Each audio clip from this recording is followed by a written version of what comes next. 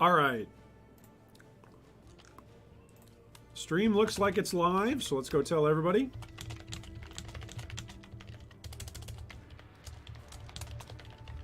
Streaming for about the next 3 hours or so over on YouTube. Progressing several Ruthless characters today. There are 12 days of Christmas. Will there be 12 deaths of G3 Iron? That is the question.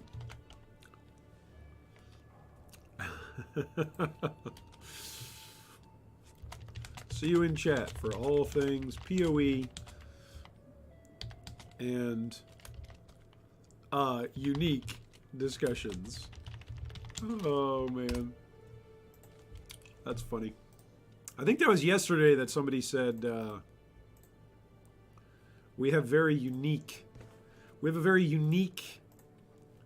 maybe eclectic is probably more like it, a very unique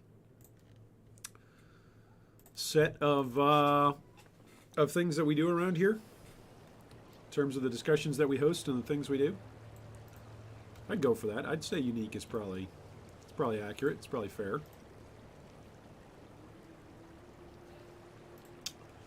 Okay, now on this character, on this champion that is absolutely awful,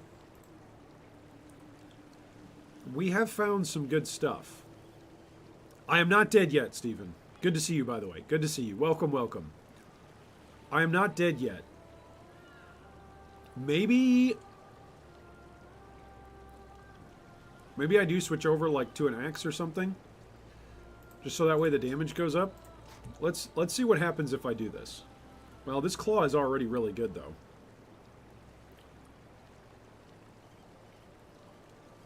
Both of these claws are pretty good, actually.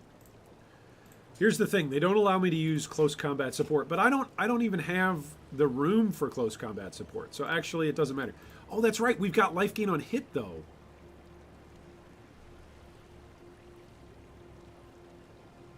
Hey, what's up, Zeko? Nice that you started early today. This happens to be exactly the time when my daughter goes to bed, and Daddy can play PoE. All right, there you go, buddy. Well, I'm glad this time worked. You know, I figured this out the other day because I'm such a boomer. I actually have an ability to go into YouTube and see now what time of day like people are most watching at least our stuff here on the channel. Not all of YouTube across the board, but just the stuff that we're doing. And so that's been kind of helpful to go, oh, if I get to choose when to stream, what time should I stream? It's been kind of interesting. Okay, I have to go fight Piety. This was what I was worried about, right? We were worried about the Piety fight, whether or not we're going to lose a character right away. Let's go find out. All right, let's go find the three guys. Oh, no, we already killed Piety. That's right.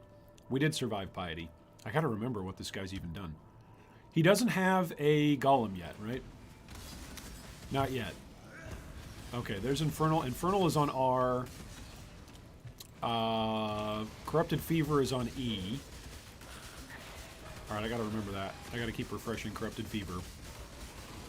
We have life gain on hit as a support gem. So that's pretty nice. That's pretty nifty.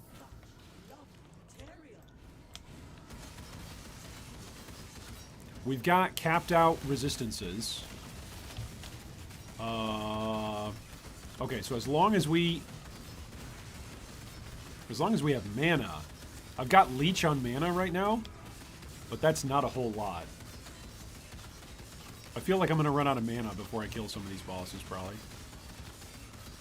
So maybe instead of running 4 life flasks, I need to swap on to actually using like multiple mana flasks. Maybe that would not be a bad idea. Ooh.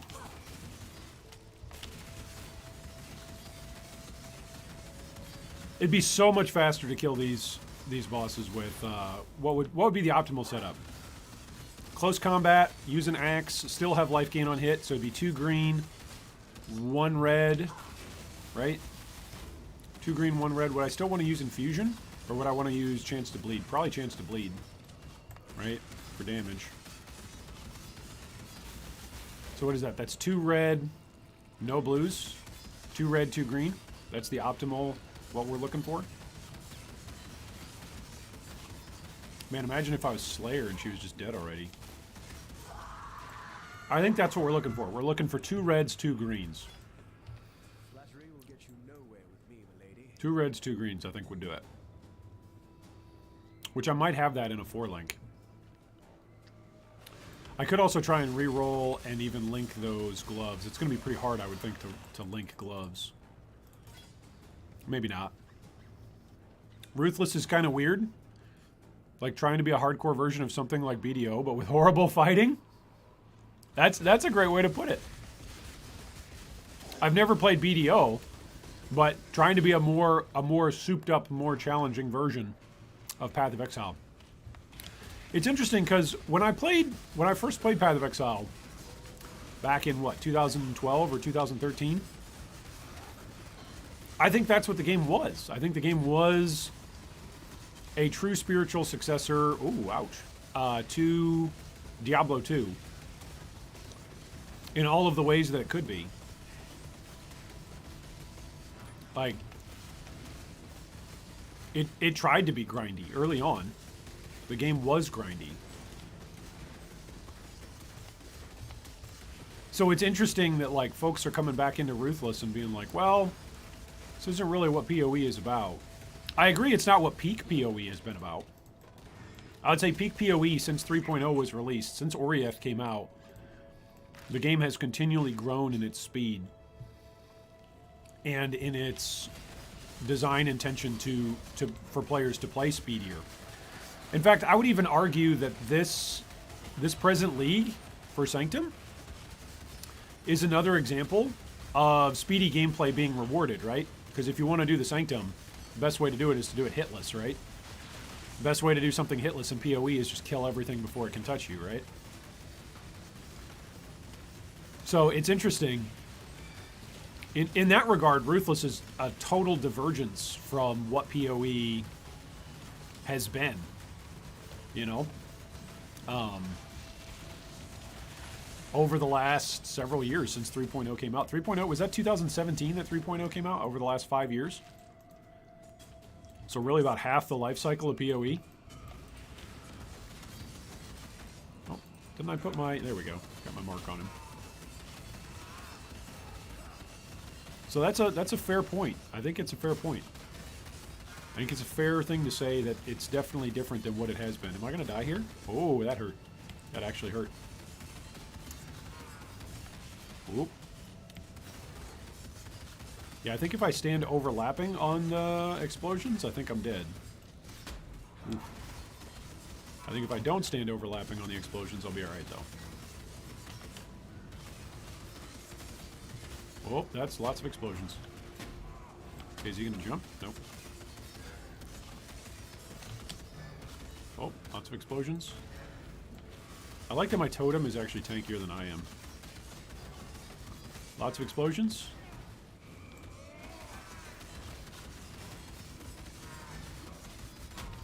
Oh, let's leave. Give me some attack speed.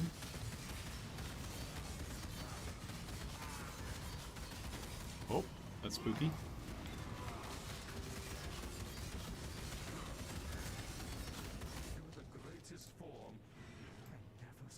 You are the greatest form? Wow, look at the compliments for the champion.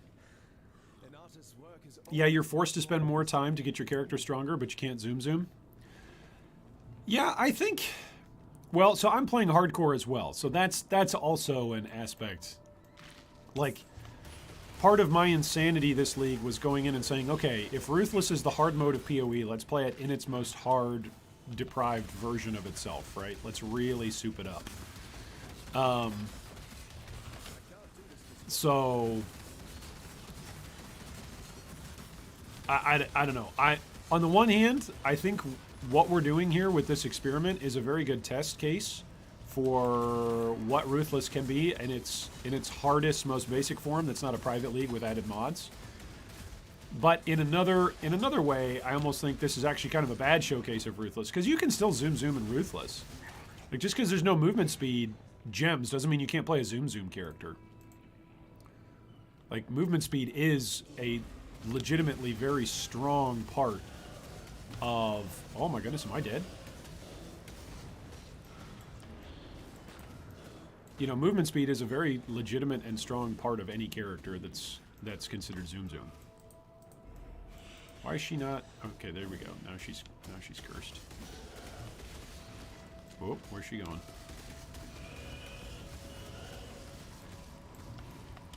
Okay, stop moving, Dodre.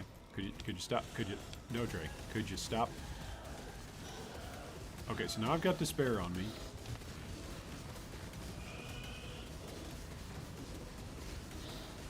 Now I've got Vulnerability on me.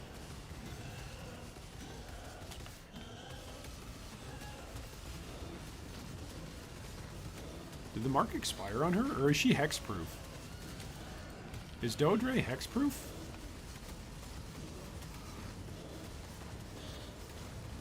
Am I dead?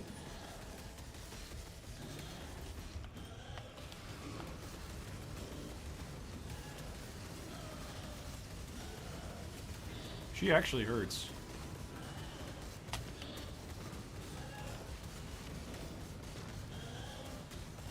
I think it's just because of the curses, though. What if I could get curse immune on a champion? That'd be kind of nice. Whoop, let's not die to the bleed. I love hardcore Ruthless so much. This is the first time I've enjoyed playing through the axe in 5 years. First time in a long time I've created my own builds. There you go, Zach. See, that's some of what intrigues me about playing Ruthless in this way, is that, like, you kind of have to craft your own build. It's one of the reasons why I haven't pumped out a build guide yet, quote unquote, because anybody that wants like a pure on build guide that's going to walk them through anything to an end game version of a build, well, there's already plenty of end game versions of builds out there. So anybody can already do that if you just want an end game version of a build. But I think it needs something more than that for Ruthless. So I'm taking my sweet time working on this Ruthless guide. It might just be the magnum opus of this league. Like, it might just be the thing that I finally release at some point in the league, but because I keep changing it whenever I'm working on it. I'm like, no, that's not the right way to approach it. No, that's not the right way to approach it. But I'm trying different things, and it's a good time. Oh, come on. Give me enough monsters so that way I can ding this level before I go fight Malachi. Nope. Maybe there will be some up here. There's usually half circle up here. Also, it's the first time in a long time I've learned about the game by playing the game and not by reading or watching videos. Yes. Like, by actually discovering stuff in-game. And that's really fun, right? It's a different way of learning. It's a different aspect to the learning, I feel like. It's quite enjoyable. Oh, so close. If I would have used a transmute on that, I probably would have had it. Maybe not. So close.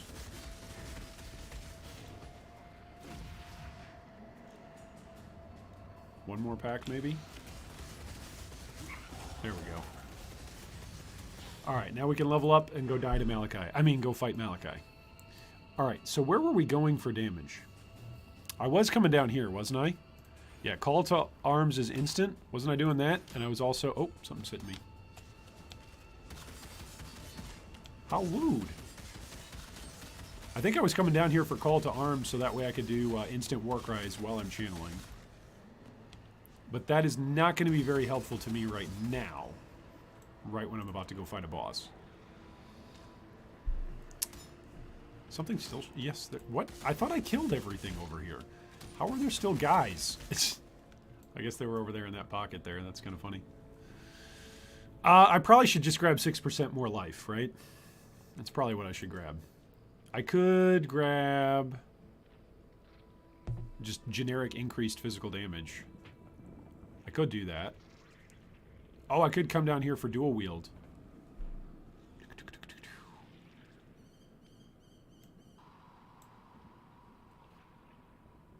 That's sword stuff.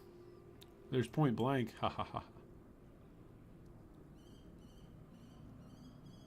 Ooh, increased effective onslaught? Ooh, and then chance to gain onslaught. That'd be pretty cool. That would be pretty cool. to go an onslaught route.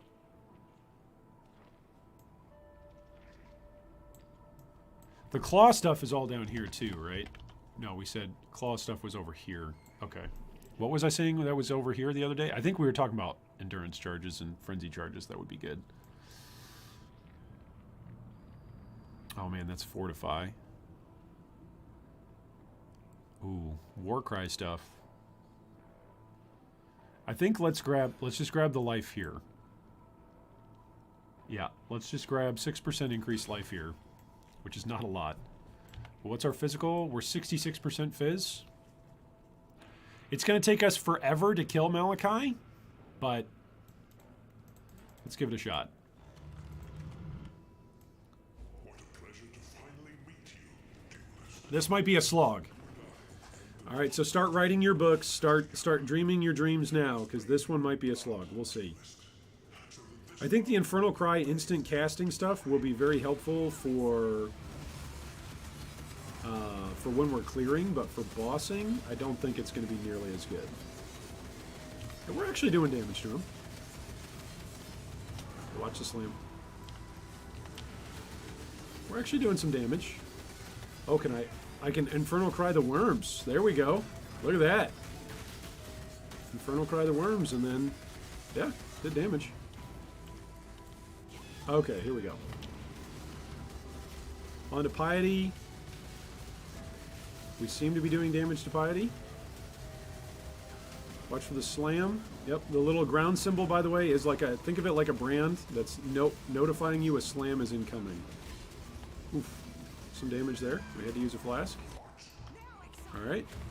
Now Exile. Oh, get away. Come back in.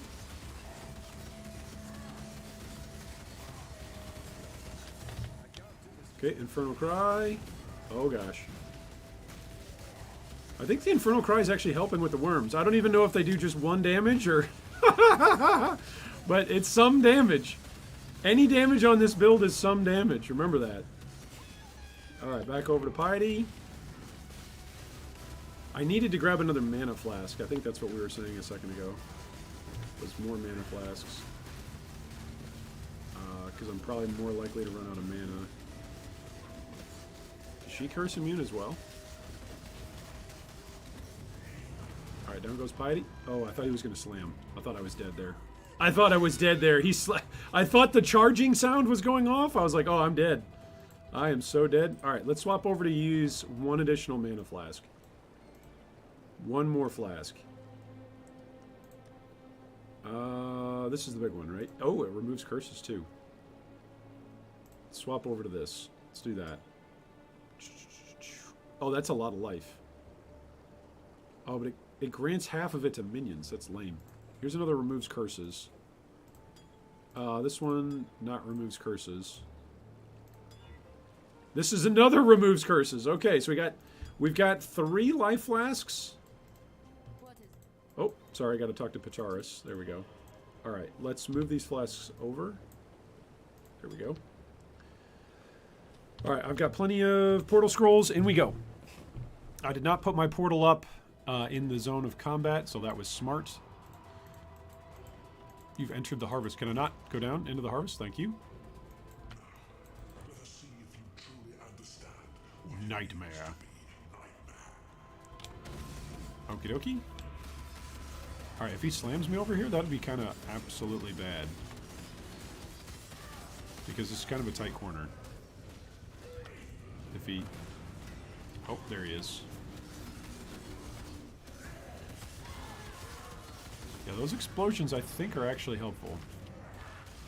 I think the Infernal Cry explosions with enough monsters around, it's doing something. So that's nice. Also, the life gain on hit, that is the true champion here. I know I'm playing a champion, but the true champion is life gain on hit. Because I'm just tanking hits right here. That's all I'm doing. No slam. Okay. Ooh, that was kind of a mini slam. That was I must have been standing on the symbol. I couldn't see it. Where did he go? Okay. Oh, that's going to be a slam. I can't see it. There's 3 on the other side of him, it looks like. Yep. Man, they've got a long cooldown before they go off. Okay, watch out. He's going to pop up. That pop up, that's the big slam. That's the one that you got to watch out for. You know, that in addition to all the other slams that you got to watch out for with him. My goodness. All right, where's he at? He's over here. Slam on the ground. I'm no longer on a slam on the ground. That's good. All right, is he going to next stage? Almost. We're getting there.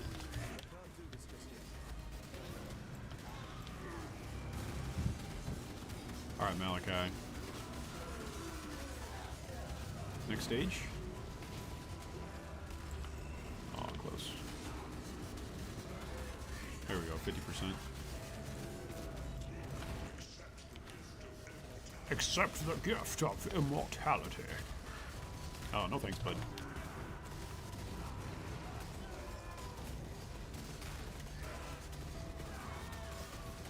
Oh, that's a slam. There's a slam on the ground, I think. There's a symbol there. Whoa, that was a slam. Actually, I had to panda class there for a second. Probably didn't have to, but there's a reason why the flasks are there, right?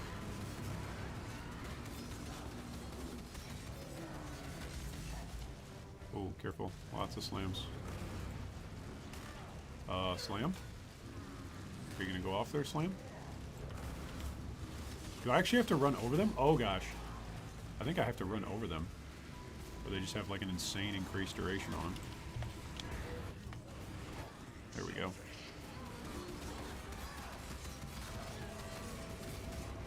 Where's he at? Went top. I'm being selfish. You know me. Just being selfish, not dying over here. That's what I should have titled the stream today. You are being selfish. Uh-oh, here comes the slam. Run away. Oh. Some more slams. Oh, that's some more slams. Ooh, that hurt. Alright, final stage.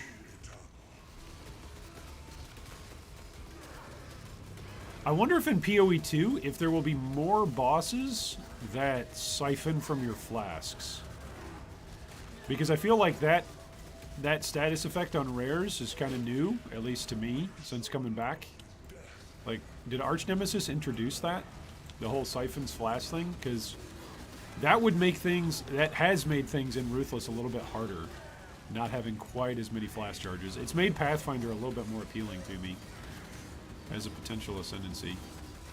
Just having the quality of life of having your flasks up. And having recharges. Ooh, let's not die now. Okay, here comes the big red circle of doom. I think I actually don't want to explode a lot of his little minions because I kind of want to be able to life gain on hit and chain life gain on hit in between where I'm attacking him. Oof.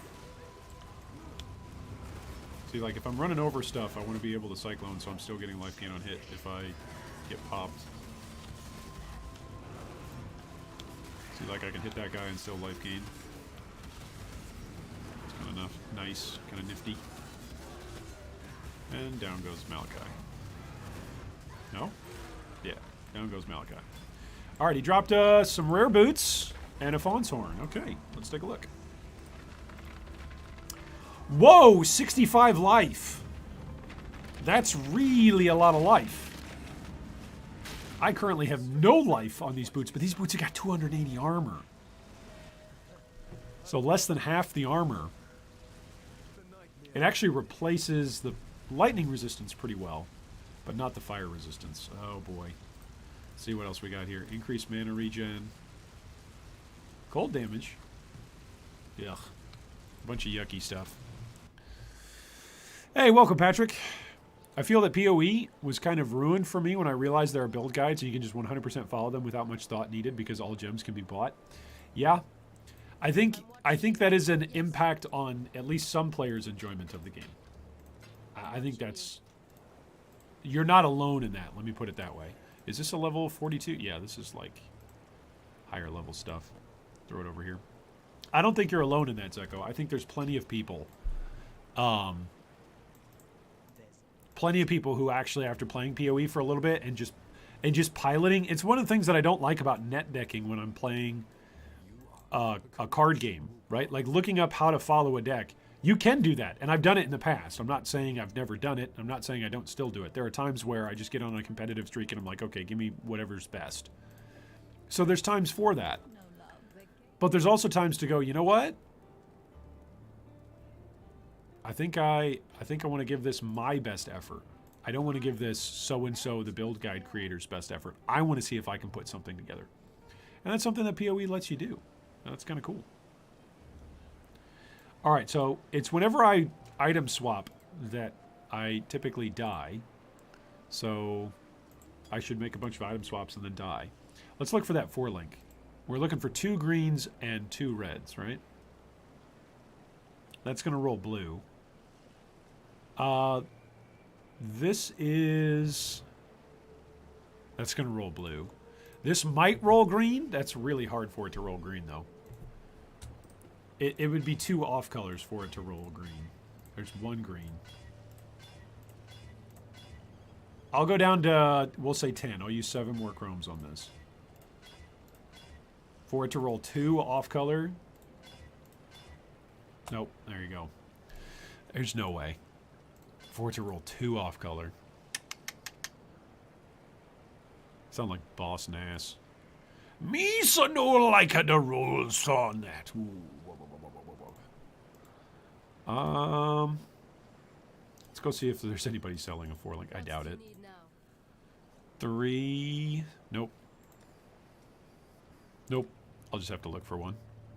We'll just have to keep on searching. We'll just keep on trucking. 2 greens, 2 reds. That's what we're looking for. 2 greens, 2 reds. It was an arch nemesis? Okay, that's where the siphon flask charges came from. Okay, that makes sense. It's still an evil mod on enemies? Yeah, I hate it. When I start to see my flasks go down, I'm like, okay, am I killing this thing quickly? Because if not, I'm going to leave. Because you don't want to risk taking a big hit and then losing a character because you went to Panic Flask and you didn't have it. Ooh, trade a transmute for a chrome? Yeah, I'll do that. Oh, another one. Trade another transmute for a chrome. Yeah, I'll do that. Just straight transmute trades. Transmute for chromes. There we go. We got 2 of our chromes back. It's pretty exciting.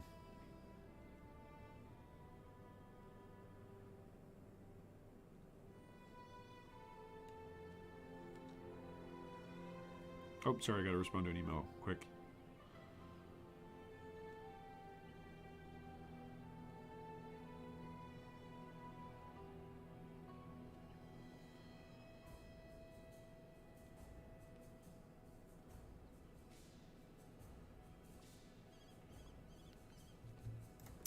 All right, so let's go see Clarissa. I don't even think Clarissa can sell 4 links, right?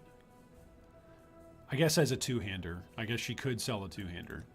But other than that. I enjoy drafts in all collectible card games because you can't just copy-paste a deck. Yeah, it is one of the more interesting things. Same here, says Juha. Don't want to follow guides. It's more fun to find out the build myself. Too bad respecking an SSF is a little more expensive. It is, but I also think that that's part of the intrigue of it. I think that's part of the interest of it. Right? Let's say, for instance, let's pretend, for instance, that this was Wolcen. Do you guys remember Wolcen? If you've never played Wolcen, at least at release, I played it opening weekend and I think that was the end of it. But Wolcen at least allowed you, or I shouldn't say at least, that makes it sound like I'm arguing or articulating something here that I wish PoE had. I'm not arguing for this. I'm actually arguing the opposite. Wolcen allowed you to respec your tree, from what I recall, at least opening weekend, for free. Maybe that was just in the offline version, right? Maybe it wasn't online. But when you were offline, you could respec your tree for free. So you could try one whole thing, and then pull all of your resources spent into one tree back and try a completely separate thing. While that's interesting, and I think it's appropriate to have in a sandbox style kind of mode, I think we've got that in POB for Path of Exile. I think we kind of have our sandbox that we play in over there. You know, when we're doing this, when we're playing POB, you know, this is our sandbox over here. Standard is also another great sandbox. And so having a little bit of consequences, or a little bit higher, or maybe a lot higher, levels of buy-in in order to be able to respec something, I think is interesting. I think it's helpful in some regards to the creative process. I'm not saying it's helpful to your character. Your character, you'd like to just be able to do this, that, the other thing.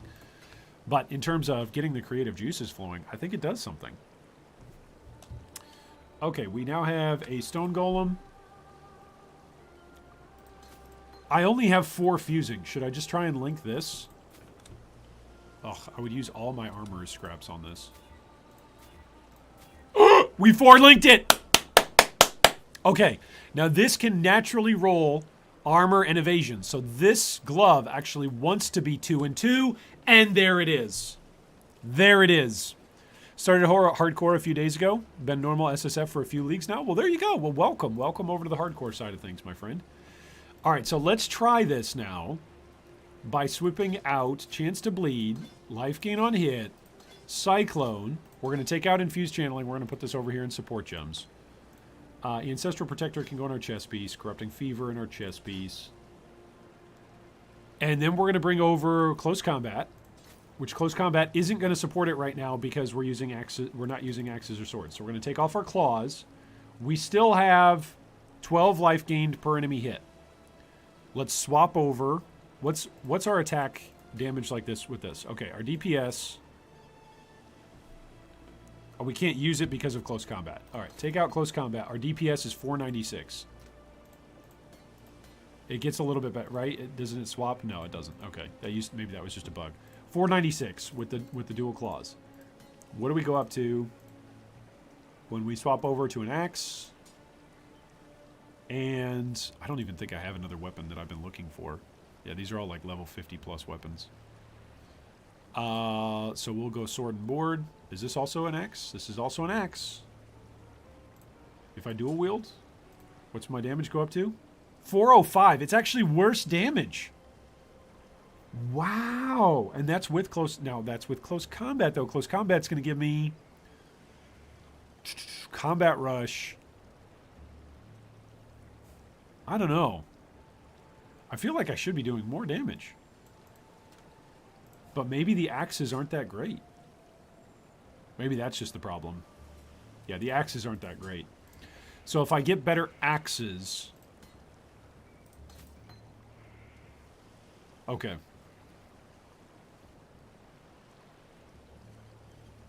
That's a bad axe. What if I use a two-hander?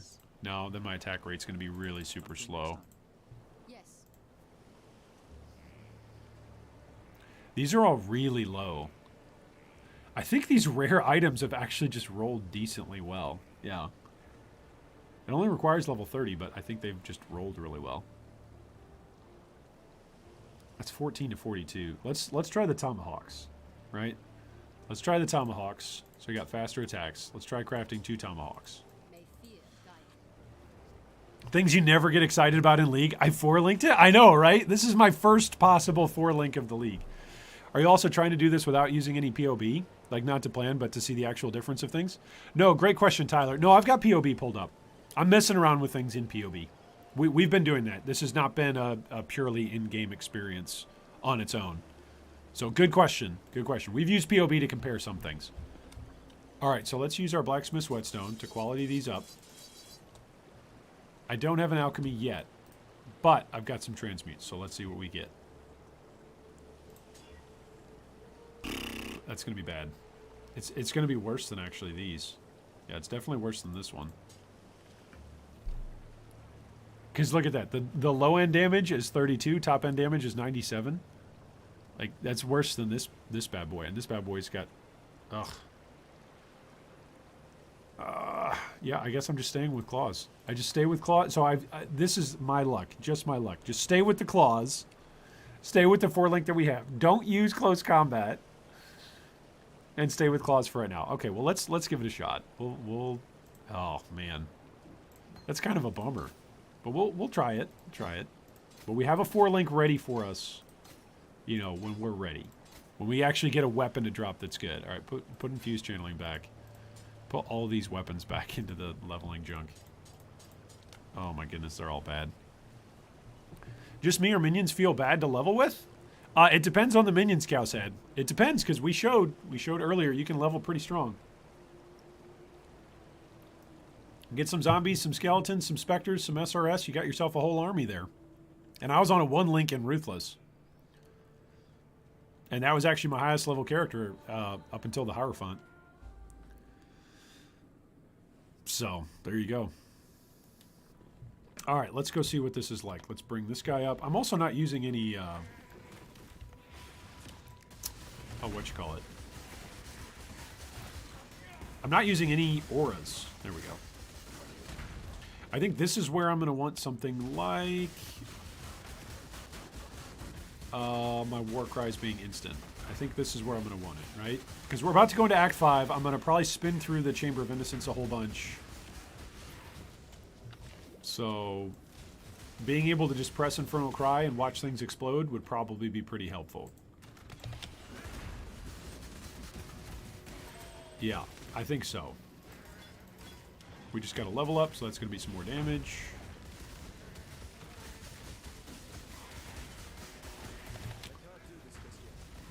Everything explodes. There we go. There we go.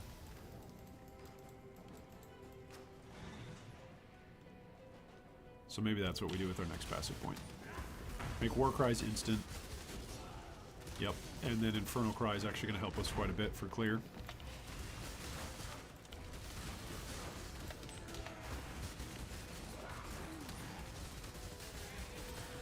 Yeah, I think Infernal Cry, actually, the more I'm seeing it, Infernal Cry might be able to carry a bad melee character that doesn't have much damage scaling. A lot of my scaling right now is into defenses. Like, I haven't really scaled much for damage. Oh, should I go get a Bloodlust gem? Bloodlust is active, right? Guys, why have we not thought of this before? Should I go get a Bloodlust gem? Right? For Frenzy Charge on kill? Just play a Bloodlust character, right? That might be one way to scale up some damage. That could be kind of good. Overwhelms physical damage reduction. Okay, so he's going to hurt. He's got a lot of energy shield.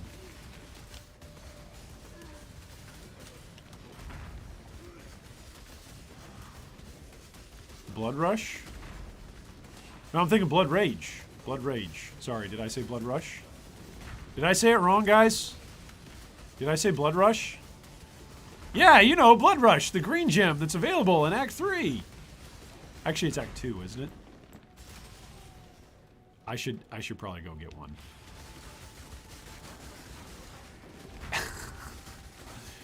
Somebody bust out the Herbert Farnsworth. Good news, everyone! G3 Iron actually knows what a gem is named. His mind is not completely lost yet. He's not gone full Shaper mode. Not quite. Boom! Infernal Cry feels pretty good.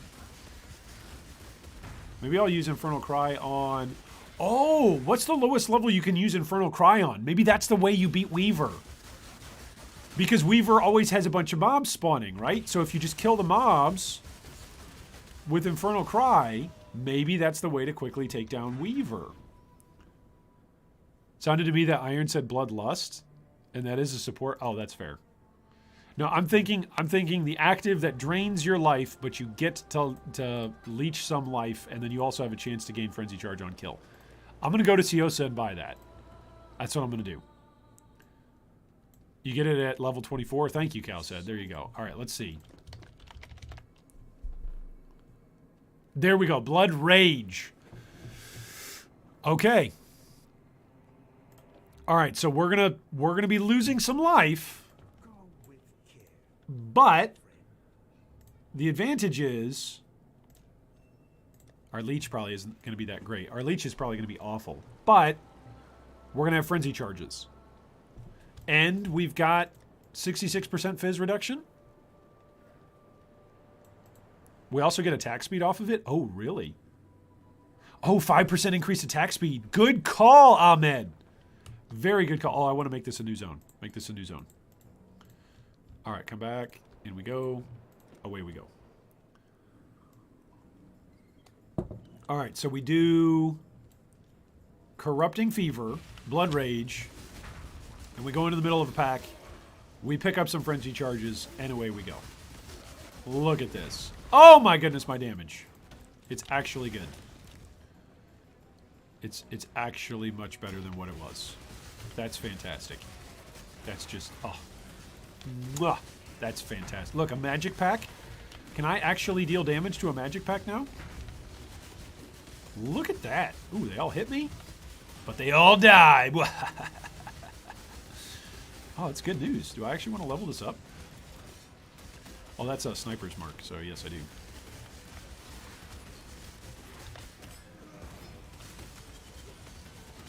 He's physical resistant. Oh, that's obnoxious.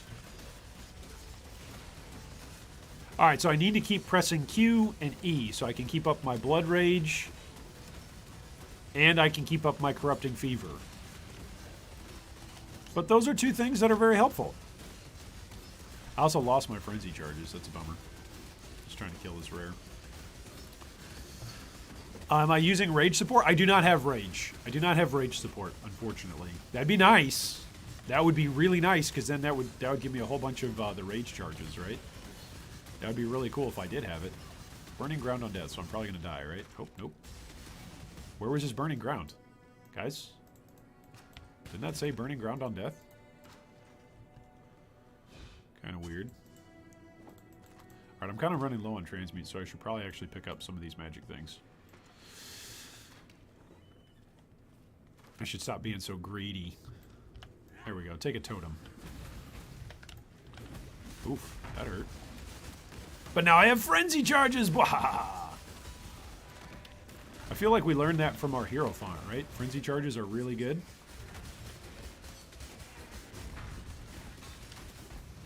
Oh, and who else has the frenzy charges? I forget. Oh, my trapper. Not my hero font. My trapper. My hero font taught me that power charges for crit chance are actually good. What a shock, right? Alright, you keep following me while I keep spinning. That's the deal here. I'm just going to keep spinning, and you keep following me. Here we go. As long as I'm attacking things, we're doing okay. Boom! Nice, a rare. Full drop rare. Look at that. Minions explode, and he's got extra life. The Assault Guardian. No, what he's got is he's got a magic item for me. Thank you. Death by 10 million cuts? Yes, that is what we're playing. Although now, you know, we're doing maybe 5 million cuts. I feel like the Bloodlust has actually helped us a lot. Just having those frenzy gems or frenzy charges, that makes a big difference. Like killing rares before today on this character was like the fight with Malachi. It was like it was a whole ordeal. It was a whole thing.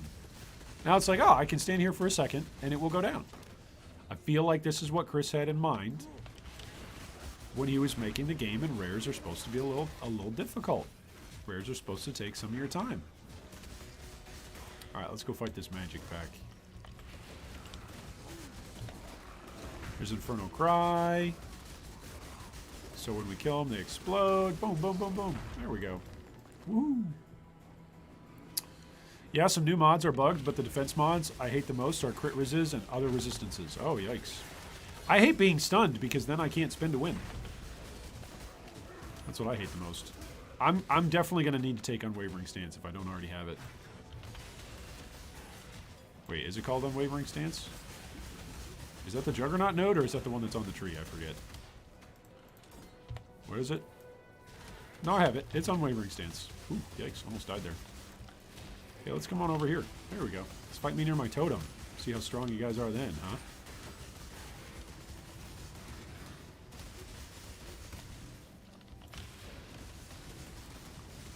There we go.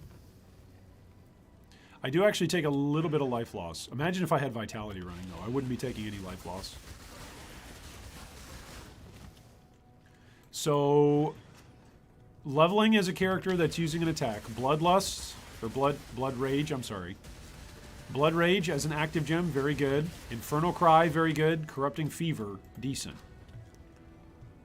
Those are all decent things to get. It's got to be said. What's my life regen at the moment? Only 38. It would be more than doubled with a leveled up vitality.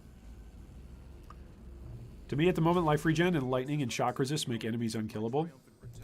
Oh, the totems. The totems are the ones that scare me the most. The lightning totem guys, by far, those scare me the most.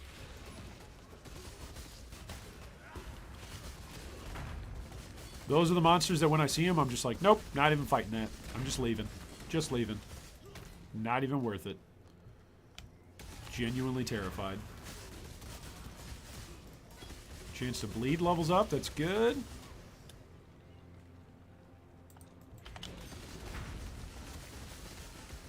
Maybe I just make this as a frenzy charge guy.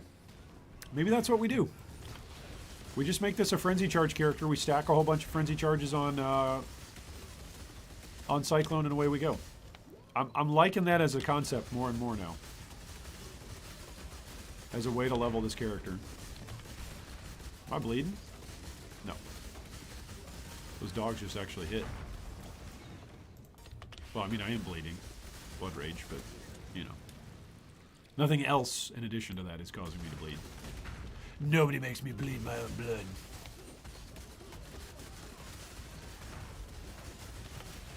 Okay, here's a rare. Might be a little scary.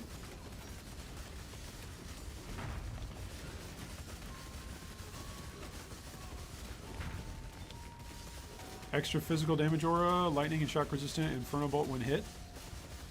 Okay, there's a rare chess piece. So that's good.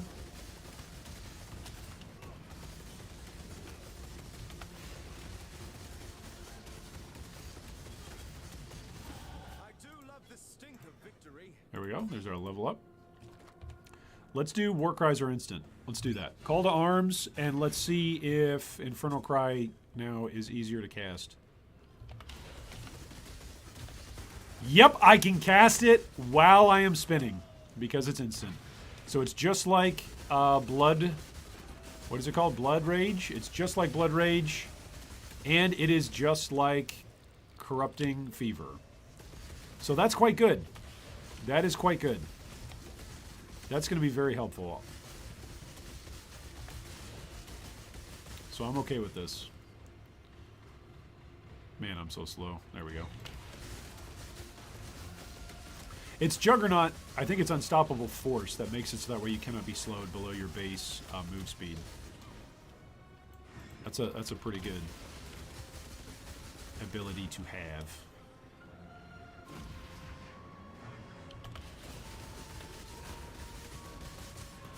See, you just press R and then they all explode. It's nice. Oh, I'm actually bleeding now. Okay, we gotta kill the Justicar. Gotta get in there. Oh, there's a whole bunch of lightning damage. Whole bunch of lightning damage. Whole bunch of lightning. Stay on top of him. Whole bunch of lightning balls. I don't have frenzy charges. That is super obnoxious. I wish it gave. I wish Blood Rage would give the frenzy charge like % chance to gain frenzy charge when you hit a rare or unique enemy. It'd be kind of nice. Why, hello, Tula. Hello, Lonnie. Nice to see you. How are we looking on resistances? Fire resistance is the worst one. Oh man, both of those rings are kind of crap, but they're also kind of needed. Like sometimes They're actually giving us some of our damage. Alright, so what do we get here for rares? We got a couple, didn't we? Here's one. 30 life, 40 maximum mana. 50 life, 300 armor, and 29 fire resistance. I lose 100 armor. I lose 90 armor. But I'm going to gain my fire resistance up to cap. And I'm going to gain some life. We're going to do that. That's what we're going to do, I think. Although this is my 4-link right now. Alright, let's put it in here. It's a good leveling piece. Level 38. Good leveling piece.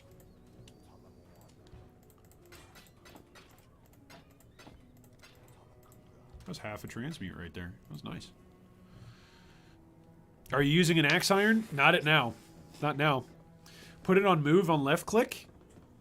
Oh, are you talking about for Infernal Cry?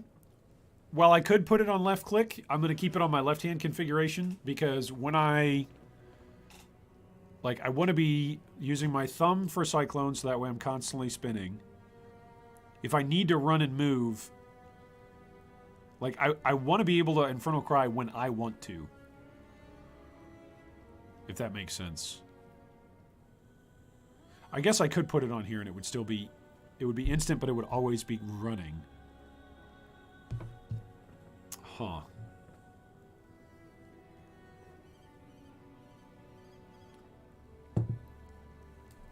Because I don't actually hold down left click when I'm cycloning. Like Cyclone just follows your cursor. You don't actually have to click it. So that's interesting. The Health Mastery has Regenerate -50 node. I'm not using an axe yet, Calsad. The axes that we found are not good. On the 9th day of Christmas, Father Ruthless gave to me yet another YouTube stream. That's right, Red. Welcome, welcome. Alright, so speaking of weapon upgrades, can we get a better axe, please? Level 45. Alright, so we're almost there. These axes still don't look like they're that great, though. As a base. Like, what if I never find a weapon upgrade for this character ever again? Yes. What if that's just the way how it's going to be?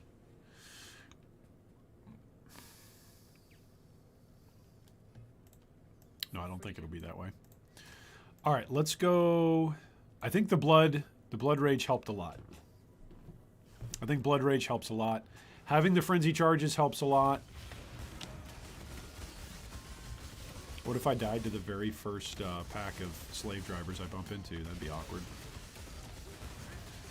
Awkward.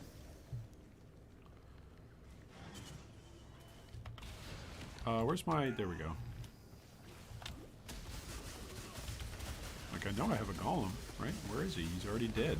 I have no minion life or minion life nodes, no minion life supports. I got nada. Alright, one of them's going to pop, then the other ones are going to pop. Yeah, there we go. Give me some frenzy charges. Sheesh. Where are my frenzy charges? There we go. Got one? Yeah, there we go. 1, 2. Nope, not yet. Oof. These guys hurt. Alright, there we go. We took out 2. Got that one. Okay, with no frenzy charges, build damage still sucks. With frenzy charges, feels much better.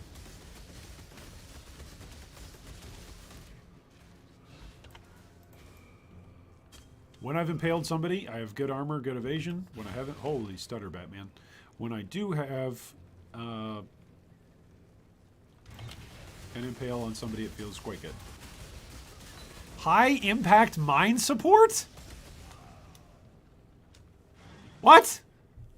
What? I don't even play mines. Like, of all the possible supports that could drop, I don't play mines. What? Is this how you play, like, Exsanguinate Mines? Supported skills. Support spells or attacks that uses bows or wands instead of using that skill. Is this how you use Exsanguinate Mines? Is that how you do it? Oh boy, am I going to learn to be a miner? Is that what's going to happen here? Look at this. I now have 3 trap support gems. Does Father Ruthless deliver us support gems if we behave well? No, I come take them away from you, and I put them onto my characters so I can use them. If you find an axe, might as well grab the Rage Generation node on Axe Mastery. That's not a bad idea. That's a good idea, Cow said. I like that. I like that as an idea. Go grab some Rage. Rage on hit. That'll make us go a little bit faster.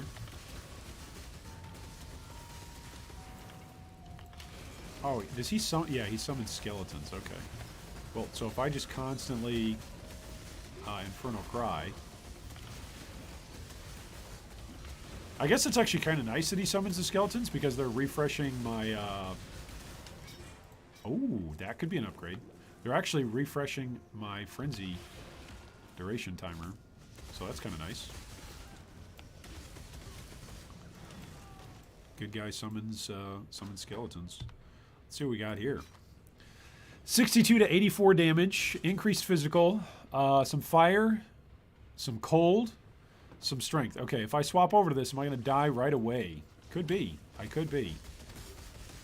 But I could also use high impact, or not high impact, close combat. There we go.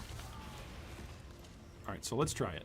Let's try it. Let's give it a shot. We'll see if we just die right away. What if the character just instantly dies? We'll give it a shot. Okay, what was our DPS? It was 490 something? Oh, now it's 608. Oh my goodness. 609. Alright, when I take this off, put Blood Rage over here, put this on. 718? So about 100 DPS? But look at how much life we lose. We gain 35 life gained on hit. That's kind of a lot of life gained on hit. Let's go see. Oh, I didn't put in close combat. That's another aspect to this that I didn't think of. All right, so let's swap this over.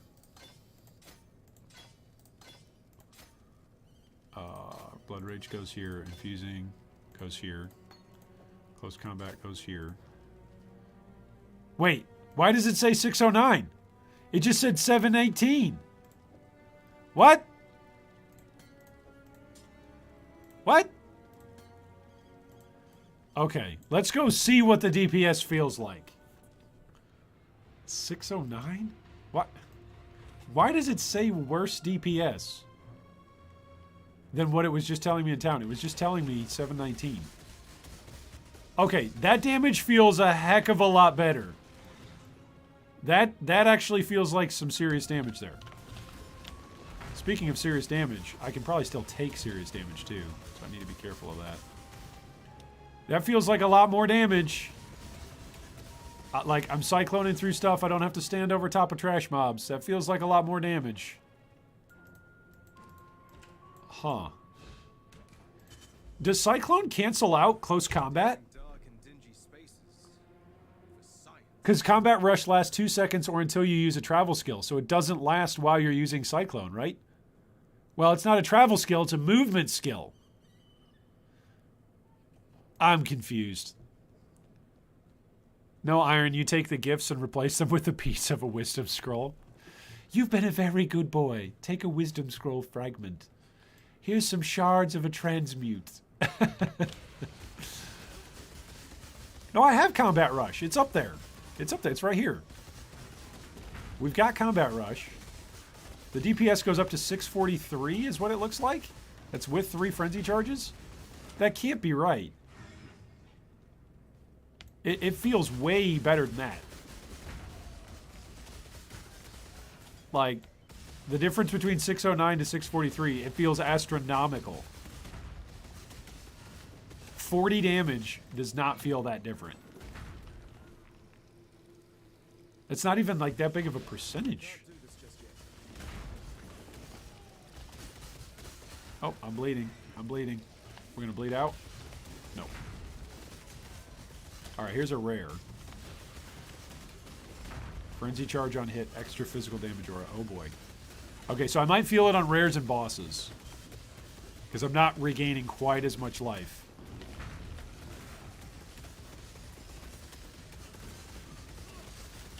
But that's why we use Sniper's Mark, right? Use Sniper's Mark, and then you get life and mana gain on hit, right? That's the theory.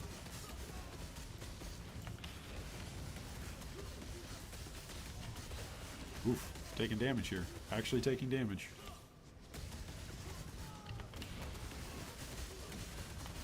Actually have to press buttons. I've been netted! Huh. I feel like this damage is much more than just a few... Okay, 795 is what it looks like. 795. Oh, a full drop orb of fusing. Let's go. There we go. We're getting rich here. So we've had a support gem drop for us today. That's pretty exciting. We've had a support gem, and now we just had a full fusing drop for us. Also pretty exciting. Alright, these guys are all going to pop. Alright, Blood Rage levels up. Ooh. These guys are all going to pop. There we go.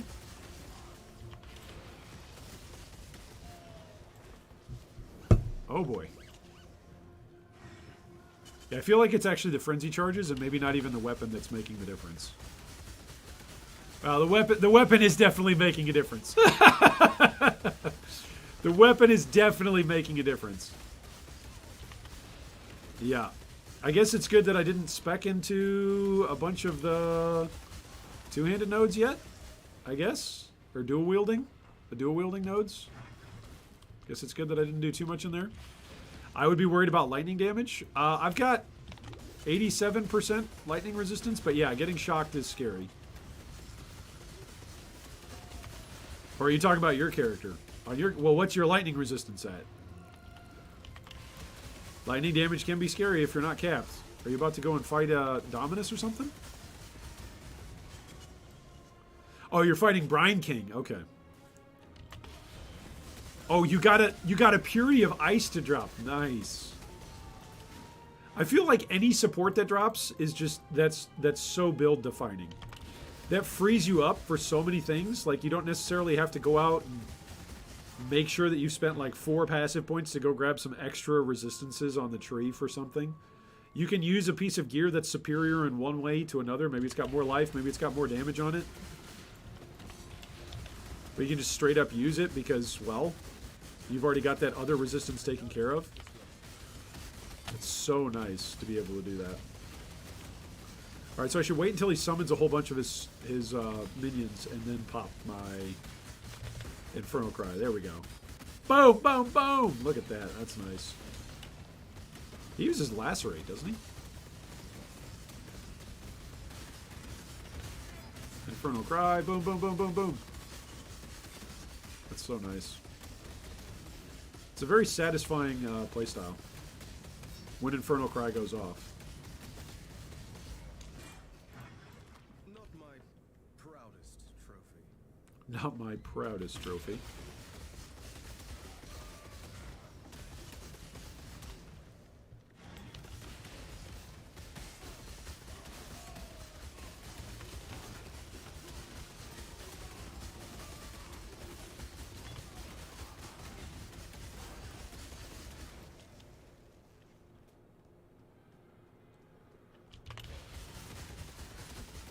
As long as I can be hitting enemies before they hit me, I think life gain on hit support is actually going to be fine. I don't need to use the claws. I think the claws are just overkill. Although those claws were decent for when they dropped. I think they were pretty good damage for when we swapped onto them. But I think Combat Rush is actually helping more now for damage. I could swap over and actually go axes now on the tree. That could give me some more specified damage. Which in general, specified damage gets better values than just generic. Sniper's Mark for projectile, I think, or am I confused? No, it says curses a single enemy, lowering their physical damage reduction. That's an aspect that we're using. And adding physical damage to all hits against them. Attacking the cursed enemy will grant life and mana, and killing them will grant a frenzy charge. You can only have one mark at a time. So cursed enemies grant 24 life when hit by attacks. Cursed enemies grant 12 mana when hit by attacks. Cursed enemies have 100% chance to grant frenzy charge when slain. Adds 10 to 15 physical damage to hits against cursed enemies. Cursed enemies have minus 20% to physical damage reduction. So it's quite good. It's quite good. It's doing all the things that we want it to do. It's giving us life. It's giving us mana. We use that when we're going against bosses. We can use it against trash mobs if we want to generate frenzy charges. That's what we were doing. But then today, thankfully, my brain was like, hey, why are we not using Blood Rage? Just use Blood Rage. It's an active gem. It's still in the game. It's going to give us attack speed, and it's going to give us frenzy charge generation. It's like, oh yeah, why not do that? That's brilliant. Oh, this is Poacher's Mark? Oh, my apologies then. Whatever it is. You're right, Ahmed.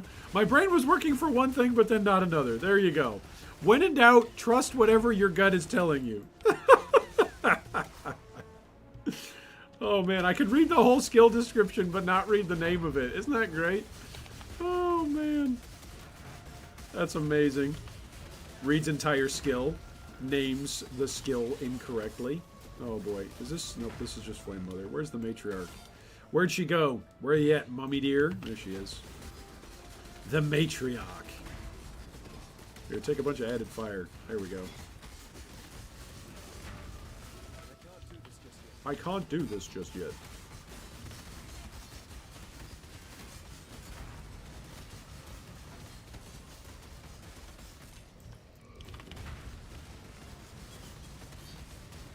Down goes the matriarch. Hey, there's Chrome. Whew. What's the most possible death explosions you can pack into a single build? Impulsive Gladiator, Tri-Herald, Hemophilia? Oh my goodness. That's a great question. Is Profane Bloom actually a bigger explosion than Gladiator? I don't know. Somebody look that up. Are they the same? Is Gladiator 25% of life? I'm ignited, that's why I'm taking damage here.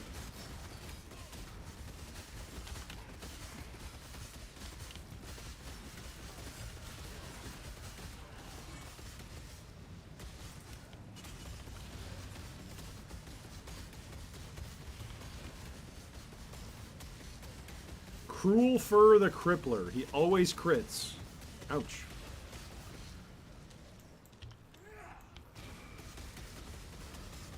Well, down he goes. Superior Large Life Flask. We'll take that. Thank you very much.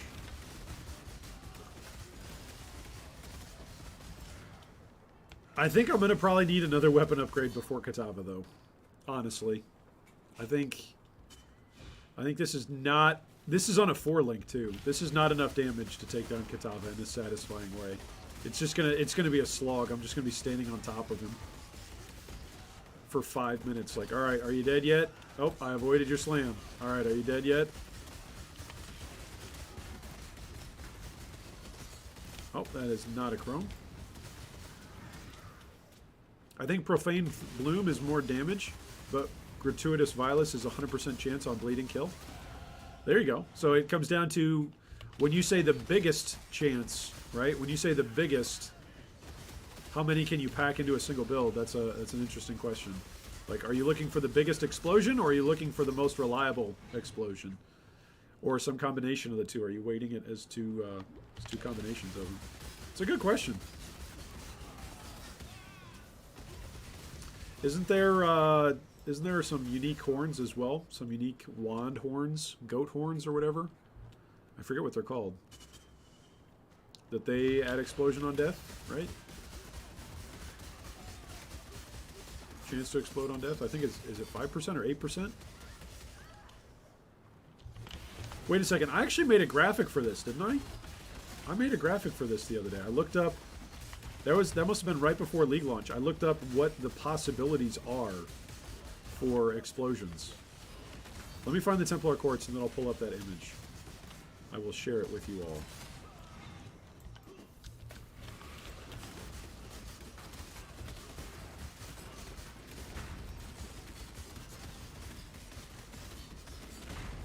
Man, Infernal Cry helps out a lot. Obliteration wands, there you go. That's the problem with melee build. Very dependent on the weapon damage. Yeah, well said. I should think of something flashy. I think I get a couple of passives here.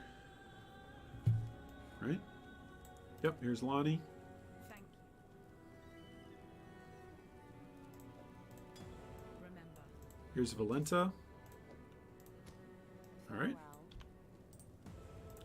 So now with 2 passives, I could make my way over here to Disciple of the Slaughter. I could come in here and start taking axe nodes, which commits me to axes. Down here, this is more axe nodes. Man, intimidating would be good.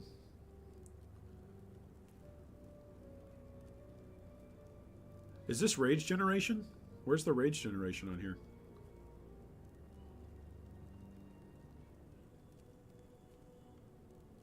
Attacks with axes or swords grant 1 rage on hit, no more than once every second. So I'd have to get the mastery. Okay, so let me check this real quick. Let's go import this character. Let's go. What's his name? Keep doing damage. Yeah, there we go. Keep doing damage, Draconis.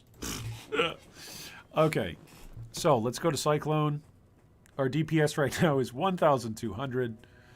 All right, so if I go to the tree and I fill out this part of the tree, we go up to 1,900.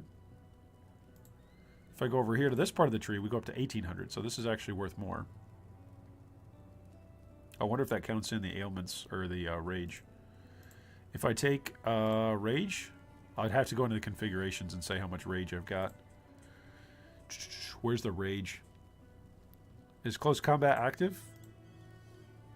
Is combat rush active? Oh, I lose a lot of damage with combat rush. Oof. Is combat rush actually hampering my damage?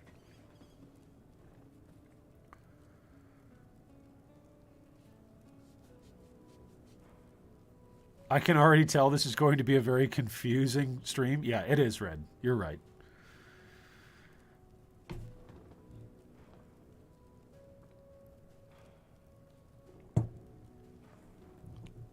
Remember, rage gives 1% attacks damage per rage, though. Oh, that's true. That's a good point.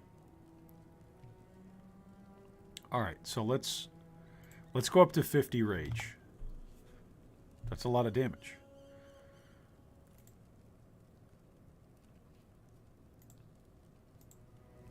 Okay, at that point, look at that. Combat Rush doesn't impact my damage.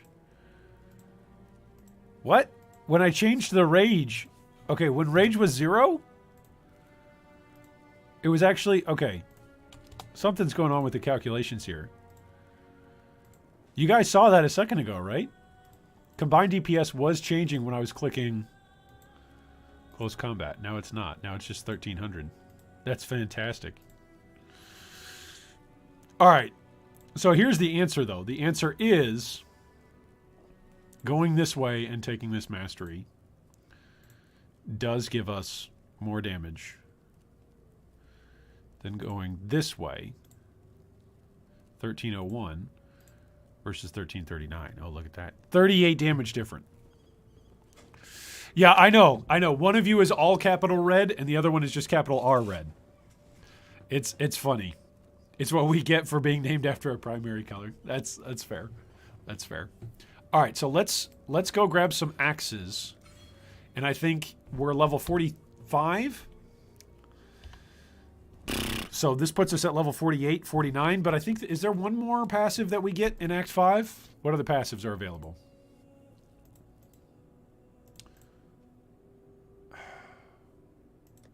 Are there any other? No, I've already done everything in Act 1. We did everything in Act 2. Did everything in Act 3. Did everything in Act 4. Okay, so I think there's one more, right? Isn't killing you, Tula? One other passive? Or no, am I insane? Rage is broken in POB? Oh, thank you, Red. So as soon as I put in Rage, it just broke my POB? That's what I'm hearing? That would make sense. That's why all the rest of everything stopped working. It's like, nope, we can't recognize what's going on. That makes sense. Okay, so Infernal Cry feels good. Corrupting Fever definitely helps. It adds some damage. The Frenzy Charges is amazing. There's no denying that. It's the Frenzy Charges. I can't do this just yet. Boom!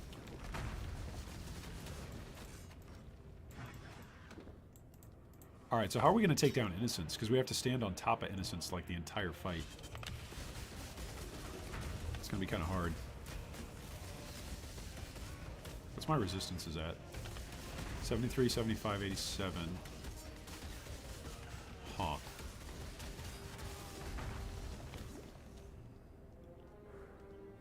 It's going to be the best way to take down Innocence. Probably just make him spin a whole bunch, right? Because while he's firing his beam, I can be operating on the other side of him. So that's something. Ooh, Steel Gauntlets. 3-link. My totem will probably also be somewhat helpful.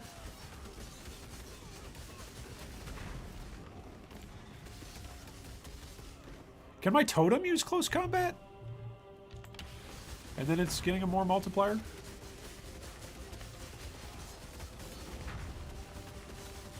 Huh.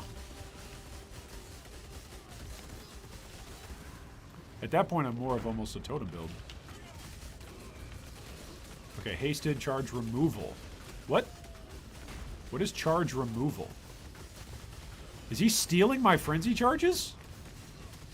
Is that what that means? My Hierophant would just be laughing at that guy. Like, yeah, I always have minimum charges, buddy. What are you gonna do about it? I might go down and grab the minimum frenzy charges node. Maybe we grab axes and rage and then frenzy charge nodes. Maybe that's what we do. Huh.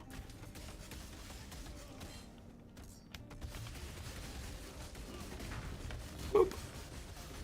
I love when Infernal Cry goes off. It's fantastic. Feels great. It's a very visceral skill. You can really tell when it actually goes off. Boom, boom, boom. It's not quite as visually pleasing as when like Herald of Ice shatters, but is there a more visually appealing skill in the entire game than when like an entire screen just shatters off of Herald of Ice? I don't know if there's a more appealing thing in the entire game. An appealing visual effect. I don't know.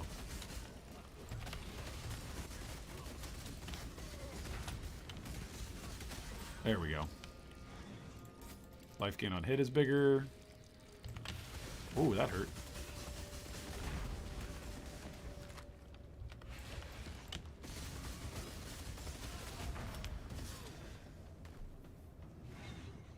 Alright, once we go to Chamber of Innocence, I think we farm there for a couple levels. So would a Hierophant just donate charges to all stealing enemies? I don't think he can lose them. Like, maybe they take him away, but I don't think you can lose them.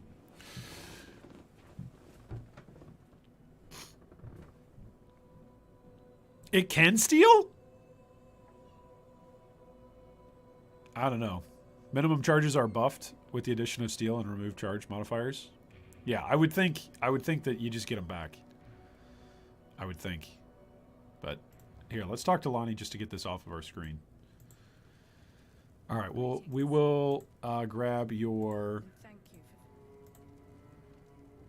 fire ring. Well, which one's highest? Actually, the cold ring is highest. That is what we will grab then. Oh, yeah. It only requires level 8, though. That's a good level 1 ring. Or Act 1 ring. It's not bad. I only have a couple of those. Alright, any rares in here? No, but maybe a craft. Okay, here's an armor flask. That'd be good. So let's remove this and make this magic. Ta-da! Increased critical strike chance. Perfect for a resolute technique build. Ha-ha! Oh, man. Oh, we're keeping those just in case we want to craft on them. Maybe craft. All right. Is there anything else in the maybe craft section? I've got a couple of these gauntlets. What are those boots? No, these boots are amazing. These boots were made for walking. Any other 4 links that I want to use? I don't think so. Now I actually don't need the 4 link over here, right?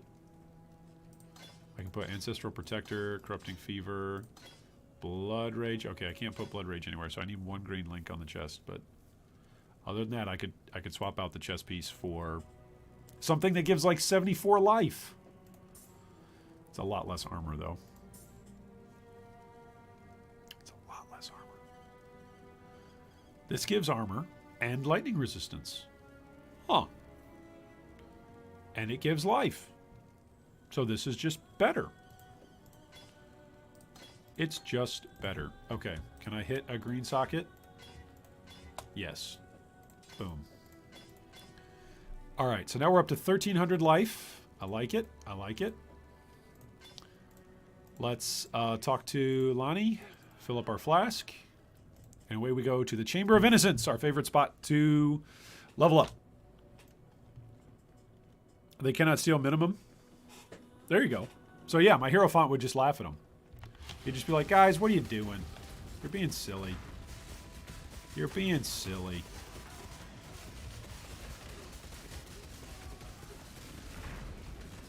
Yeah, this axe was actually quite a benefit to get for right now. I'm being greedy, looking for another one, but if we can find another one, it would be great before Katava. Also, I probably need to upgrade my fire resistance before Katava, because I am not technically capped out on that right now. 73%.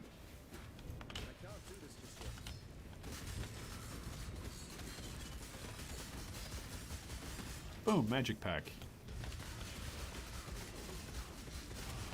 Do you guys have a favorite zone that you like to farm in? I think this is probably my favorite zone now.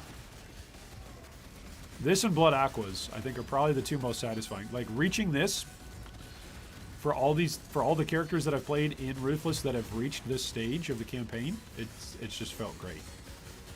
Getting to Chamber of Innocence. Highly dense zone. Lots of magic monsters, occasional rare monsters. Just feels good. There's basically no wrong turns that you can make. There's always going to be monsters there for you to fight. Oof. Whoa, there's a lot of damage coming in here. There we go. Cold, chill, and freeze resistant. Is that where the damage is coming from? I guess so. That guy did some damage.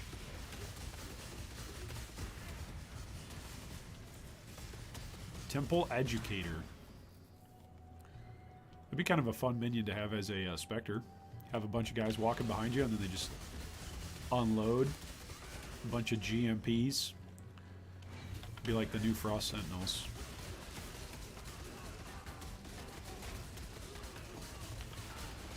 Life cannot hit. Really doing work right now. Oh, Chaos Orb. Nice.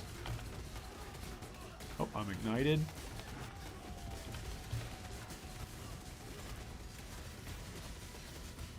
Chaos Orb, baby.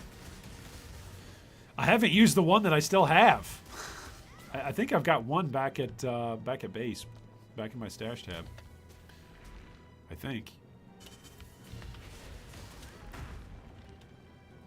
Maybe I could use it on the axe. Maybe it'd be worth using on the axe.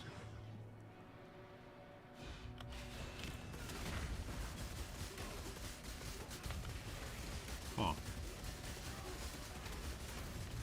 Oh, didn't I say I was going to show you guys that chart of all the explodey stuff? I did say that. So you guys got to remind me stuff. You guys got to remind me when I screw up like that. Forgotten Sword. All right, now that I've spec'd into definitely using axes, I'm going to get a rare sword. Watch it be like some massive upgrade. No. Nope. Chance to poison on hit. All right, let's sell that bad boy. So what did this roll? This did roll an increased physical damage mod on it. And then it's got a big cold damage mod on that roll. That's really big. Man. But it also doesn't have any quality. So I need to get some more blacksmith's whetstones. And then maybe I could craft a better one. Okay, so let me pull up this image that we made. Where is this? Oh boy. I think the fastest way to find it is going to be over on YouTube. Let me pull this up. So we made an image where we answered this question about explodey chests and explode mechanics.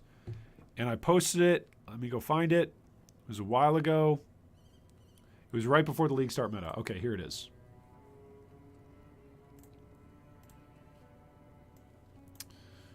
All right, let's come over here.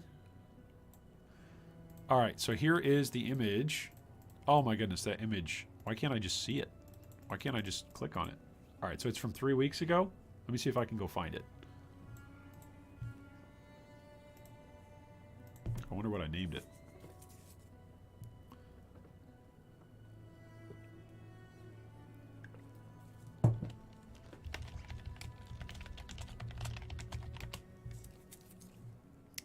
Nope, that search didn't bring it up. Few saved my character by reading Exploding Crystal's line on a rare. Get away. Yep, get away from it. Reading can save your life, Zeko. Get away from it. That's a good call that you got away from it, man. Okay, so where did I make this? Wasn't it in... I think I made it in Paint, probably, knowing me.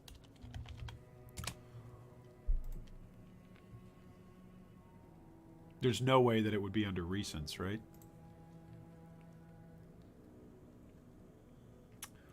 Could I just download the image from YouTube? Wouldn't that be faster than all this? Open image in a new tab.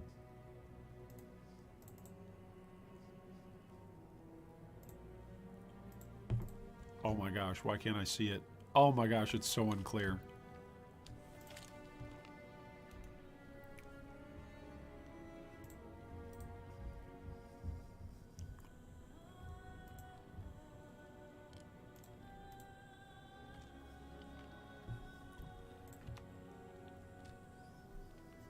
Okay, we said it was 3 weeks ago, right? I'm looking here. We're going to find it. Here we go. Oriath, End Flask, and Explosion comparison. Boom. You just got to give me a second. If you give the old man a second, the old man can find it. And thus, the old man, Father Ruthless, delivers. Okay, can you guys see this? This is a chart. This is a chart of every single exploding ability in Path of Exile. So I went and looked up everything that can explode. All right? Here's everything that's got explosions on it, and then I color-coded it. Why did I do that? Because I could. So, you've got explosions that are larger, because I was comparing Oriath's End here, the new flask that drops this league from Uber Cirrus. Enemies you kill during effect have 28% chance to explode. Anything that's larger than 25% of something's life is in purple. And I think the only other versions of it available in the game are Maligro's Grasp, which is enemies killed by zombies hits explode, dealing 50% of their life as fire damage, and Minion Instability. Those were the only two sources that were larger than 25% prior to the introduction of Oriath's End. So if you wanted to stack some kind of weird exploding character, you could use Obliteration Wands, Hemophilia Gloves, right? Because I think it's larger. Is it larger than... Yeah, Asenath is just 3%, whereas Hemophilia is larger than 5%. But actually, the biggest explosions would be going Montegrel's Grasp and just like scaling your zombies. That would be the biggest way to build an exploding character.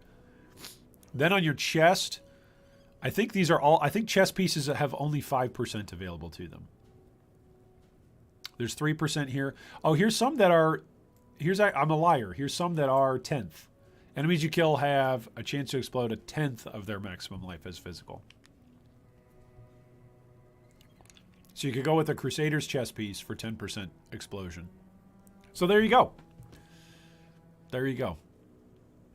Can I upload this? Can I do this? No, I don't think I can. But I can reference at least the image. I can reference the image post. So there we go. I will post that. That is the image post if anybody wants to see it. It's now linked in chat if you want to go in and look at all of the sources of exploding stuff. I did that a couple weeks ago. All right, so let's go continue leveling up in Chamber of Innocence. Post it on the Discord. Oh, good call, Calsad. There you go. I'll post it on the Discord. I think I did post it on the Discord way back in the day, but that's 3 weeks ago. So upload a file. What is it called? Is it called Orias and Flask? There we go.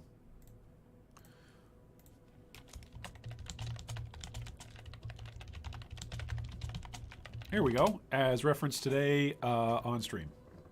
Good call, Calsad. You've always got good suggestions. Unlike me over here, who keeps calling Poacher's Mark Sniper's Mark. Yeah, I'm just over here using my Sniper's Mark. It's great for my melee Cyclone build.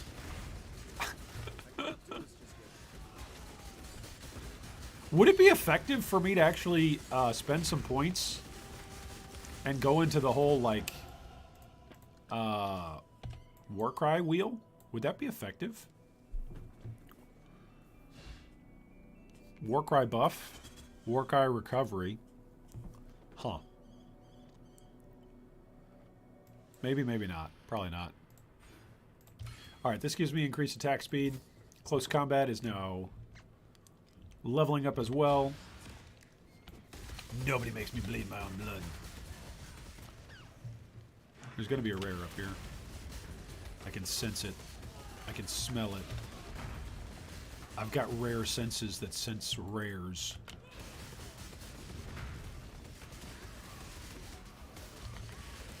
Nope. Wrong again. There's a magic pack. I've got magic senses that can smell magic.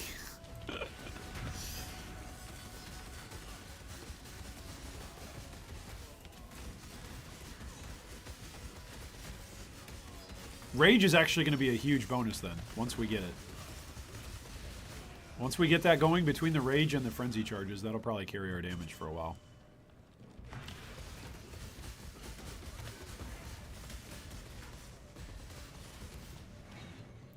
So maybe we go Rage, and then on the passive tree, maybe we go get some more life. I feel like 1400 life is not enough. I should probably go check what my life has been like on my other characters killing Innocents. I feel like 2000 is what I've been aiming for Kitava fights. And even that can be a bit scary. Orb of Augmentation. We're getting some good drops here. Maybe go Fortification. I want to do that definitely for my next Ascendancy.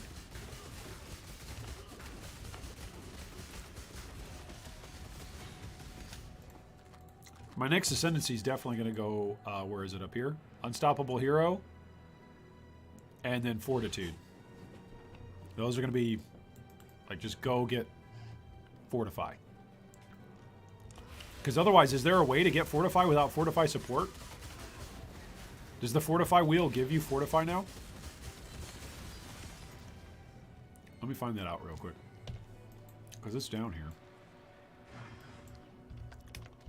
I'm like right next to it. +4 to maximum fortification. Fortifying hits. +1. Duration. Yeah, there's no chance. Oh, there's melee hits fortify as a mastery.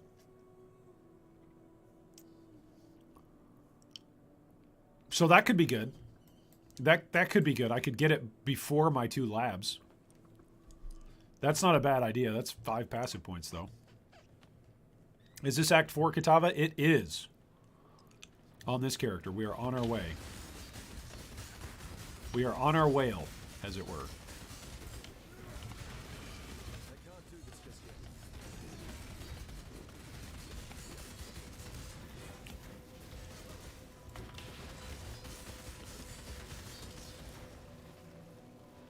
No, the mastery gives you fortified? Yeah.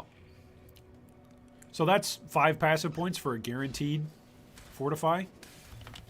It might be worth it.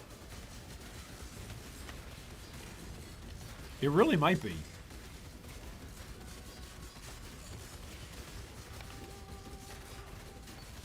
Ice Bite support. Okay. I'm not going to pick it up because I think I die if I stop attacking. Guys, what's Ice Bite support? We got an actual support gem to drop, everybody. I'm pretty sure Ice Bite, I'm pretty sure we use that on... Supported skills have 8 to 12 added cold damage, chance to freeze. Supported skills have chance to gain a frenzy charge, and supported skills have added cold damage per frenzy charge. Let's go! That's going to be way better than close combat support, isn't it? That's going to be way better on our damage. 754? Maybe not. I think once we level it up, it will be.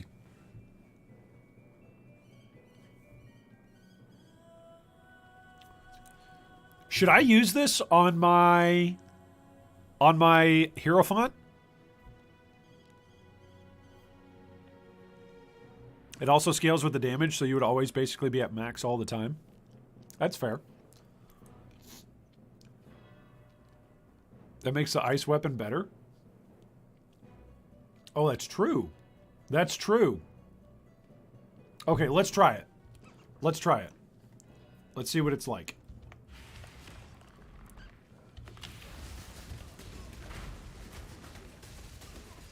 I don't know if we'll ever actually freeze anything because we don't crit. But just in terms of flat damage, more flat damage is better, right? Then again, I don't have that many multipliers. Right, so right now I'm running chance to bleed.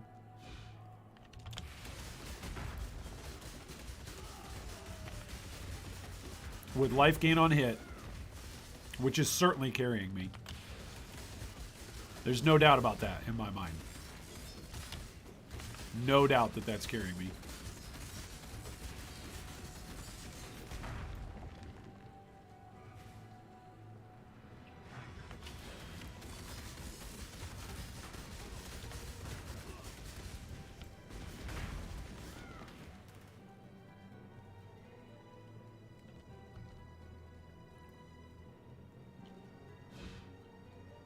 Is there a rare up here? Nope, magic pack.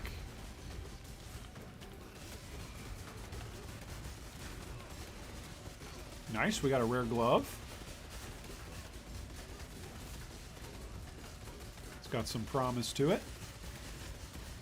To quote Emperor Palpatine, we shall watch your unveiling with great enthusiasm. Whoa, 99 life. All right, so those are going to be good for somebody. Holy moly, 99 life. Not good for this character because that's our 4-link, but that's going to be good for somebody. Hello. Remember, we do this for freedom. All right. This is actually a belt that's actually a thing. Yeah, it's a rare belt that's giving me 9 cold resistance and 2 life regeneration per second. Oh boy. Hey, it's something. I feel like Ice Bite's going to be way better on my hero font, guys. I feel like I should save it for my hero font. I feel like I can support that with Vortex. Probably support it with what else? Close combat is going to be better on bosses, I think. You're probably right. Chance to bleed is supposed to be one of the best supports if your weapon isn't great. Well, we've got life gain on hit and chance to bleed. Let me go look up, just because I don't know. I'm just curious. Where's PoE Ninja? Ice Bite support. What are people using on Ice Bite support? 2% of the league. Probably, what is it? Tornado Shot? Flicker Strike. Oh. Oh, and Spark. Okay. Lightning Arrow. Frost Blades. Freezing Pulse. Stormbrand. Who's using it for Stormbrand? Some hero fonts. Okay, interesting. Are those conversion hero fonts, probably? That would be my guess. This makes me think of PoE 1.0. Takes me all the way back. I know, right? It's just like something drops and we're like, can we use it? Alx Orbs is the next X Orb. Yeah, Alk Orbs are actually. A lot of the time it's several Alk Orbs that are being traded for like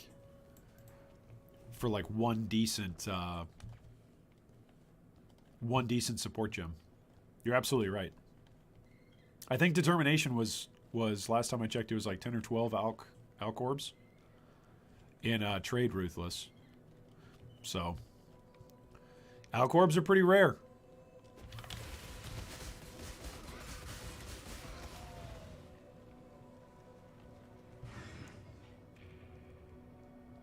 All right, there should be like a magic pack or two that comes up in the big open area.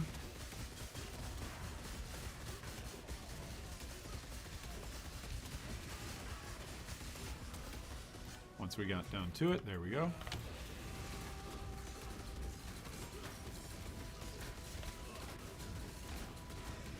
Lots of explosions, there we go. Man, that's satisfying. Whoa, hey now.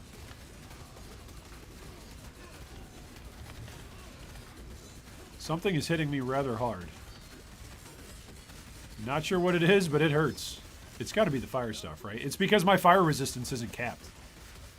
2% on fire makes a difference. All right, there's another pack over here.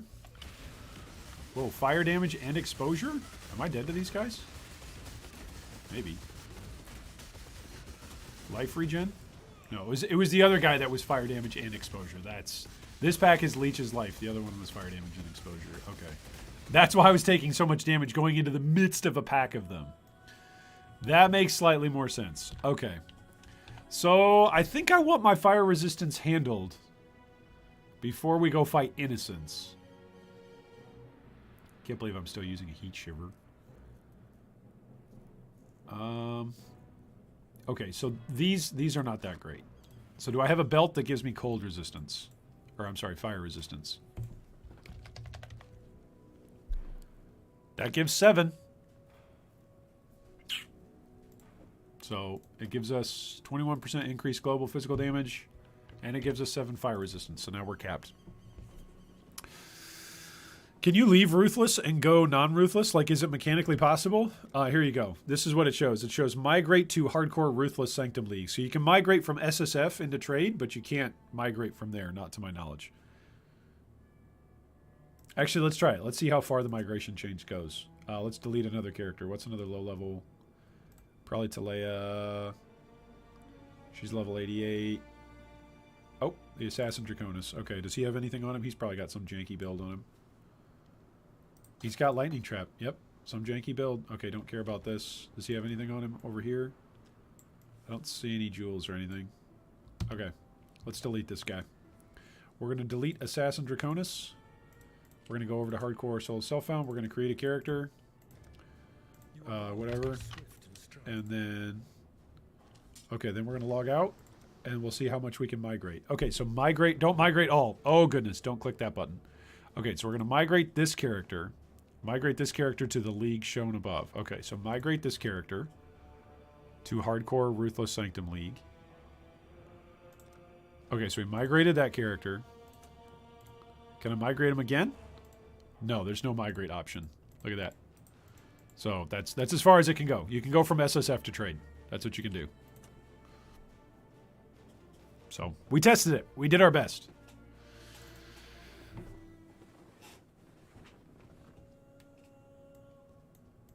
So there's no bringing anything over from Ruthless into Standard.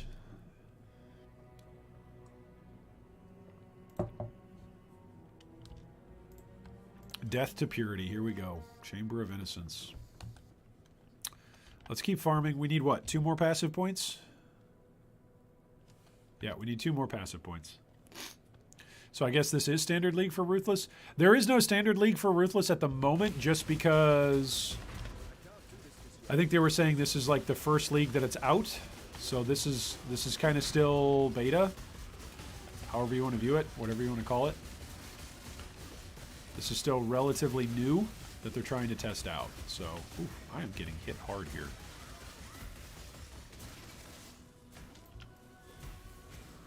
Thank you. I do love the stink of victory. Chance to bleed, Poacher's Mark.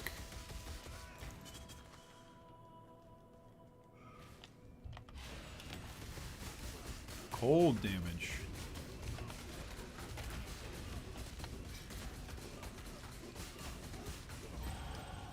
Alright, there we go. What leveled up? Cyclone and Blood Rage. Nice. To level 4. Alright, do we go Bloodless?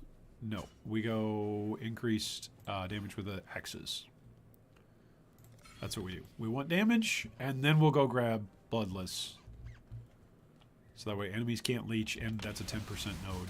So that'll be somewhat significant. Aw, thanks so much, Red. That's very kind of you.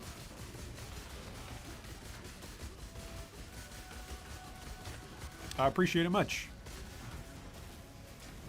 Your tips help fuel my ability to play more Path of Exile and purchase more Path of Exile and other gaming-related business upgrades, such as the massive computer that me and Mrs. Draconis went out and bought over the holidays. So thank you much from the Standard Goblin. Should I be known as the Ruthless Goblin? Or am I going to be known as Father Ruthless? Is that what's going to stick? Ho, ho, ho, the mistletoe. Watch support gems drop.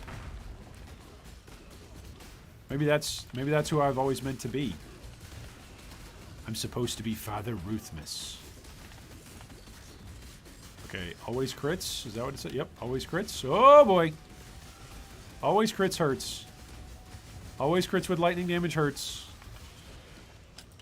Give me some more life and you some more physical damage reduction.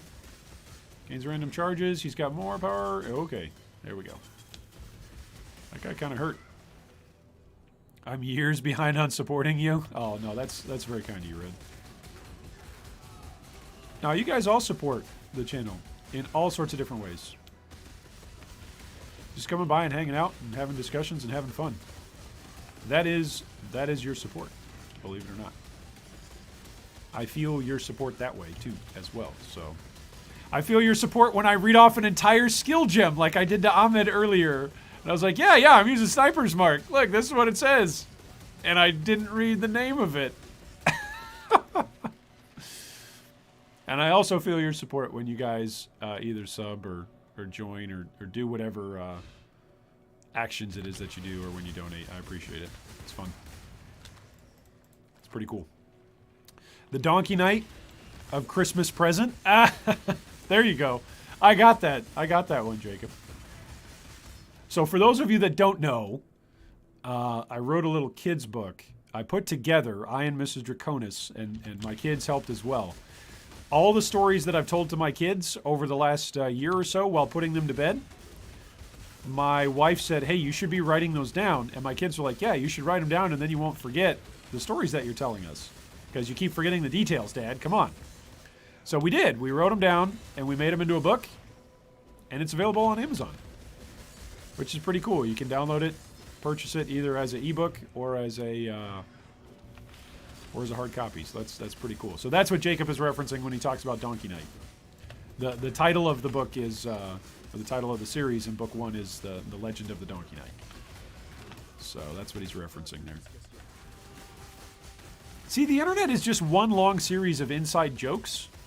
And what's cool about healthy internet gaming communities is we share those inside jokes with each other, and we want other people to partake in our inside jokes, you know? I feel like communities are at a loss when they don't share their inside jokes together, when they don't grow. When they don't grow how they share those inside jokes together. An inside joke grows in its hilarity as more people can enjoy it, right? So there you go. That's my thought. All right, so if we keep spinning around long enough, we will surely have enough HP to take down Innocence, right? Surely. Surely we'll have enough. By the way, I ripped against Savarius. No! You ripped against Savarius listening to you read the intro of the Donkey Night? No! Zeko! No, that's awful! That's awful. You read our kid's book and you lost a character for it. No. Oh, I feel bad. I've got to incorporate that into book 2 somehow.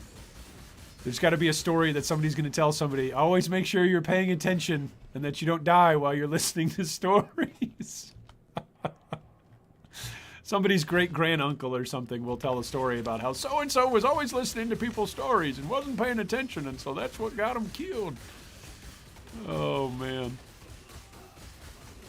Too funny. I'm genuinely sorry for your character, though. That would be rough. It's one of the reasons why you see me kind of like tense up and lean forward and generally stop commenting on other things other than the fight that I'm going through when I'm fighting a boss fight in hardcore. It's just like, nope, I actually need to pay attention here and I don't want to die. You gotta focus. You gotta stay focused. Stay focused on your job. But even then, you know, I thought I was focused when I was in Delve and I was standing on top of a boatload of purple crystals and I lost my good necromancer. Oh boy. Alright, surely I've impaled something, right? Surely? Surely I've got plenty of... Yeah, we got plenty of explosions here. Plenty of armor. The totem actually helps out quite a bit.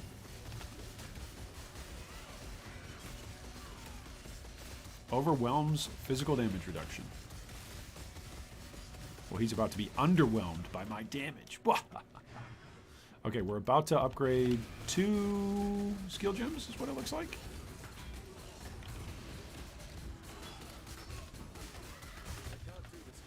There we go. Everything explodes. Is there still the magic pack over here? I think there's always 3 magic packs in this portion of the chamber. If I'm noticing that right, that's what I feel like. There's always one in like each of the corners. Alright, we are almost to level 48. Which, at level 48, what are we going to get? We're going to get Slaughter. That's quite a bit more attack speed. And it's quite an increase on physical damage as well. Got to focus on the game not to die. No problem. It was a Saboteur Trapper, and I didn't like the gameplay. I'm amazed! Look at this, but look at this. I can't talk bad about trappers. This guy's been played. Okay, granted, it's been on stream. I leave the character up. I'm making every kind of min-max selection I can. 11 hours, 43 minutes, 27 seconds, right? Haven't even killed Kitava Act 5 yet. It's pathetic. It's pathetic. Okay, that's pathetic. I should be in maps on like a slow character if I'm in Trade League at 11 hours. It's pathetic. That being said, look at how fast this guy is. This guy, he's ready to fight Dominus. Like, that's the next thing for him to go do, is take on his Aro and then Dominus. 3 hours, 35 minutes, 48 seconds. Like, so when he takes down his Aro, he's either going to die to his Aro, or he's going to kill his Aro and kill Dominus in under 4 hours. That's pretty fast. That's pretty fast. And that's on a 1 link. Like, again, that character, let me pull him up in POB so it doesn't add to his time played. Look at this character. Shadow Draconis. Alright, this is under 4 hours. This is what he's got for skills. Look, guys. Explosive Trap, Seismic Trap. Do you guys see how many supports there are on that? Those are the only gems he's got on the build. That's it. Nada. Like, that's ridiculous. It's absolutely ridiculous.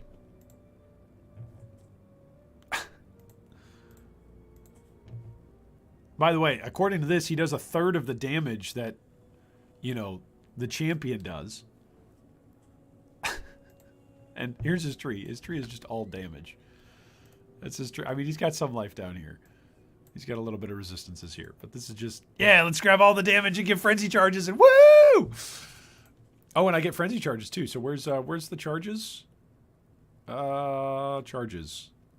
I forget. Yeah, do you have frenzy charges? Yeah, I have 3. Because I just always have them. Look at that. Look at the damage on that. Anyway, it's too funny.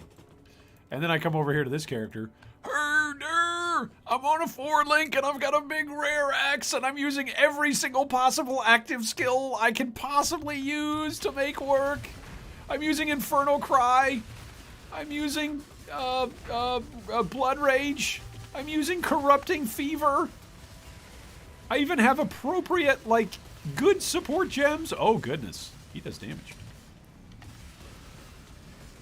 And yet this character is just like, nah. There's no such thing as damage. It's just funny. It's just funny. It makes me laugh. Ooh, battle plate. It's a very good armor base. Very good armor base for what we're looking to do. Maybe I should grab a vitality as well. If I grab a vitality, though, I don't want to die on this character. This character is so bad, I feel like he's going to die. He might even die just because I fall asleep while I'm fighting not even a boss, just like a rare. This guy's going to go into Delve, and I'm going to fall asleep and just die due to, like, darkness or something. Next patch, traps are so OP, so we half their damage. I think we were talking a little bit about this briefly yesterday. I do think that Cold Dot has got a chance of being nerfed for Ruthless. And I think traps, maybe. Like, maybe not traps in and of themselves. Maybe it's something else related. But, like, the damage on it was just insane.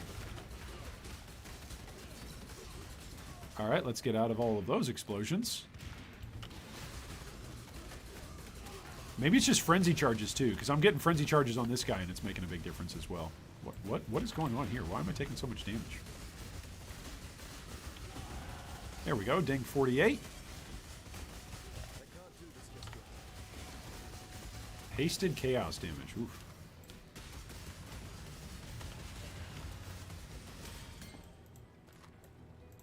All right. Let's spend the passive point. There we go. We're up to 940 DPS now with our axe. Let me ask you a question. There we go.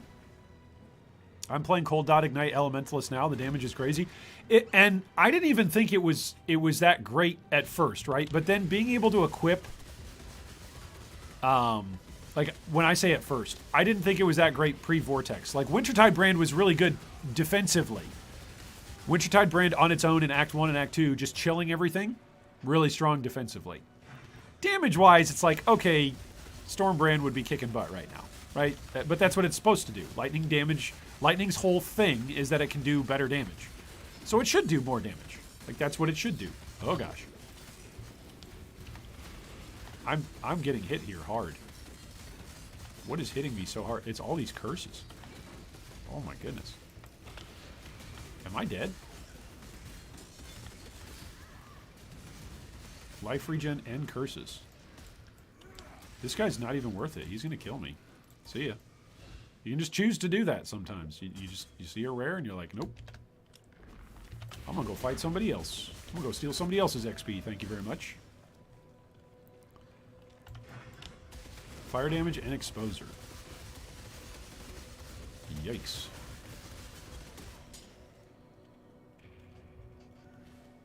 Don't try to tank those fireballs. They deal lots of damage depending on the mob mods. Yeah.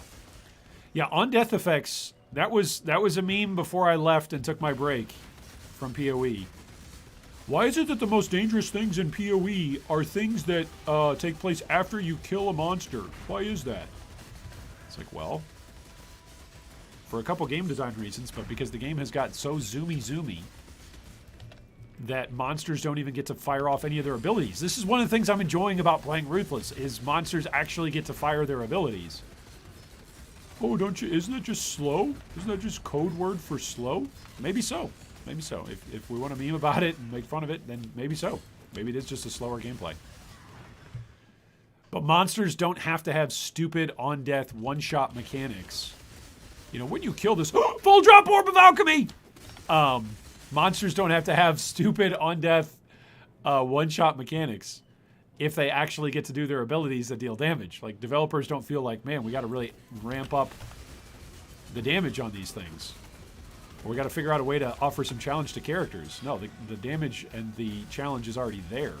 It's built into the monsters and their abilities. But if the monsters never get to do any of their abilities, then of course, developers are going to feel like, man, we feel like our game isn't dangerous. And we've kind of labeled it as like the dangerous action RPG. Okay, we should go drop this off before I die. Because we got a full drop of alchemy. Okay, do we use that on an axe and try and upgrade? No. We've been talking about this for a couple days. We need to use rares on jewelry. Because jewelry can interchange between characters. So, rings and amulets. That's what we need to make rare, and then we can use Chaos Orbs in order to re-roll those. So, that's what I need to be doing. Alright, this is in the maybe craft pile. My maybe craft pile is too much of a pile. Sell all this junk.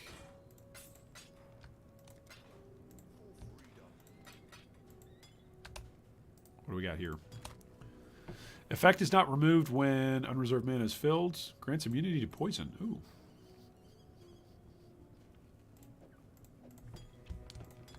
Kind of feel like that's good.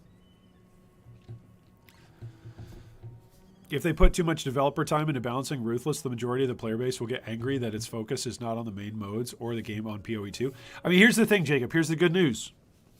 The good news is that it's a few devs, that, at least this is what the official communique is, all right? You can disagree with it. You can say, I don't believe it. The official communication from Grinding Gear Games is that Ruthless is being developed as a fun alternative mode by a couple developers in their free time when they're already getting their work done. That's what they've said. Slow is great. I finally understand what's happening in the game and why I'm taking damage and what the enemies are doing. And I also have time to react before the death screen. Boom. There you go, Zeko. See, you nailed it. You nailed it. All right. I'm going to use the restroom, and then we're going to go hit our next level.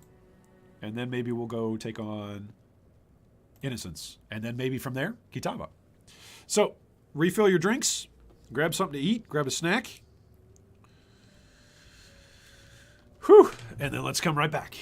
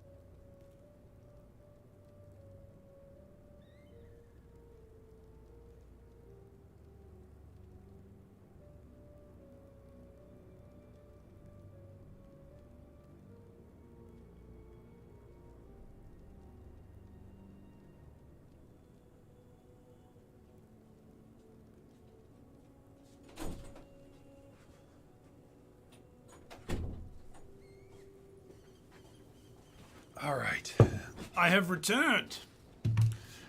It is I, the old man. From as famous things such as the old man in the sea. And, oh my, why is that old man so crazy? Yes, it is I, the old man. Did you get a drink? Did you get a snack? Whew. Did you update your POBs? Okay, so we found an Orb of Alchemy. And I think I need to use it on rings. This ring is really good. What if I use it on a ring? But it's such a high level ring I can't use it. What if I did it on an iron ring? Ooh. I could lose... I would lose some resistances. Huh. Can I... If I take off this int... Okay, I can still use everything. Alright, so let's take off the int amulet then.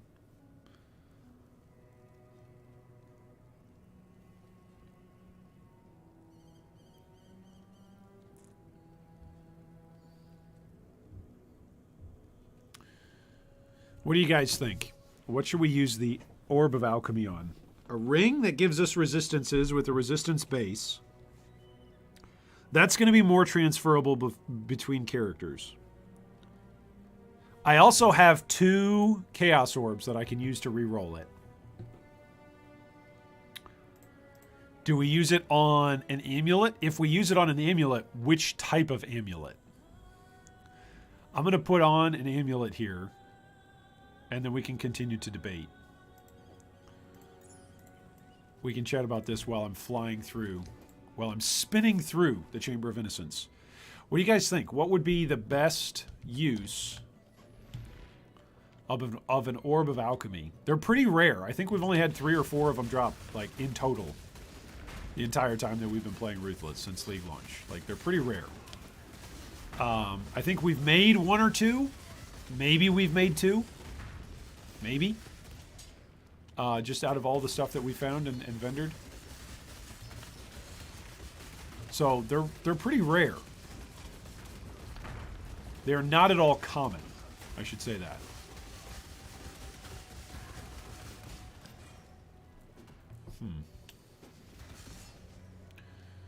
So you're going to scour then Alk? Well, no, I don't have to scour, Dave. I don't have to scour. It depends. That's what I'm saying. We've got options. I'm trying to lay all my options out on the table. Welcome, by the way. It's good to see you, Dave. So what I've been saying over the last couple of days or so is that I think the highest value usage for alchemy in an SSF environment, while I'm trying to level, based off of the goals that I have, which is leveling characters to Kitava, probably the highest value is going to be putting alchemy orbs onto transferable items that are usable regardless of the character's preferred style of dealing damage, right? So I could use an Orb of Alchemy just on an axe just for this character, right? We could just do that. Just as an upgrade to pump out a little bit more damage and ensure that we definitely take down Kitava. But that axe is probably not going to be very useful on, let's say, my Witch, my Scion, my Ranger, etc. What could be useful on all of those characters, though, is a rare ring that actually gives 6 stats that matter. Maybe 2 resistances, maybe a life for a defensive role other than resistances, like regeneration or flat life or energy shield. Life recovery, maybe some evasion or some flat armor, maybe just some attributes. And then maybe it also would have a damage mod on it, right? Maybe. So I think the growing certainty in my mind is use alchemy orbs, make jewelry rare, right? Make jewelry have 6 rolls of stats on it, and that will be very powerful for my character. The question now becomes, now that we actually have an Orb of Alchemy, okay, so which sort of jewelry do we put it on? Also, I don't have a good, like, rare belt on any of my characters right now that that I could transfer in between. So maybe a belt is another option as well. Oof. What is this damage that this guy's doing? Energy shield explodes. Oh, that's his damage. Well, I have explosions too. I got Infernal Cry, buddy. What do you think about them apples?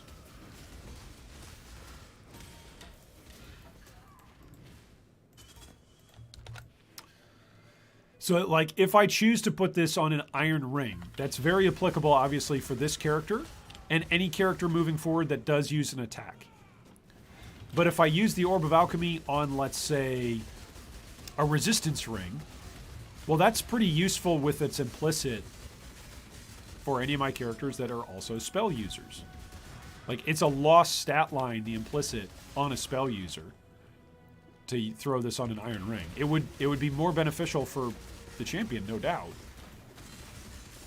And if it rolls a high enough level, you know, maybe it won't even be useful for the character that I'm on. So I got to be careful of that as well.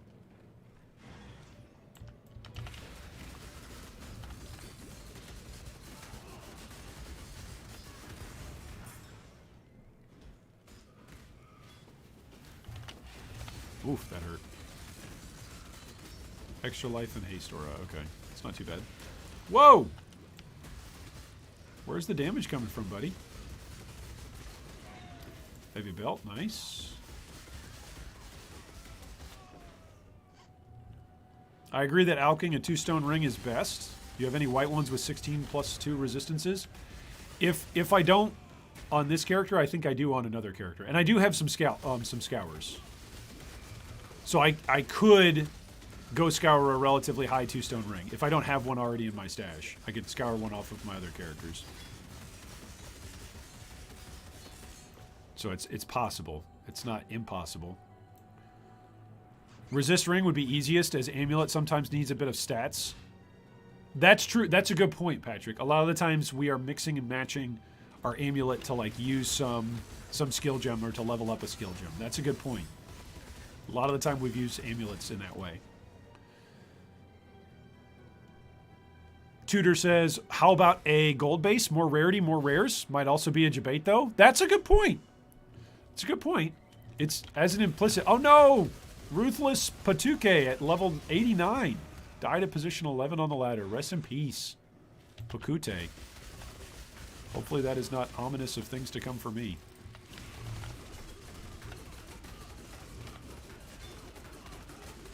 Everything should explode! There we go. That felt nice. Man, when Infernal Cry goes off, it goes off well. Boom! Alright, there should be 1 or 2 more packs in here.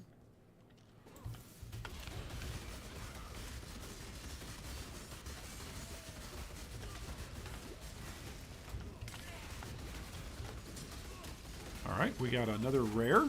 We got a Topaz Ring. Got a Jeweler's Orb. Got a full ring mail. By the way, I am using a increased item rarity amulet that's got plus 10 to it, so I am using something with that mod on there. But the gold base just has it as an implicit as well. I don't need to use a portal gem here. I can just log. And I've got one of them. I've got one of them right here. I've got the gold amulet with 15% increased rarity of items found. That's a pretty decent roll. I'm jealous of your currency. I haven't found a single chaos or scour. Yeah, I'm getting pretty rich, man. 6 stats that matter might be a little aspirational, but I agree. Also reminding you of your belt. Yeah, my belt is... Oh, it has fire resistance on it. That's what's capping my fire resistance right now. Ugh. Any ring could roll add fizz. So yes, ignore the iron ring and go for a 2-stone. Okay. So it seems like, in general, we're all in favor of the 2-stone ring idea. All right, here we go. Now we've got rage. Right? Attacks with axes or swords grant 1 rage on hit, no more than once every second. So now I've got a rage meter that's going to fill up.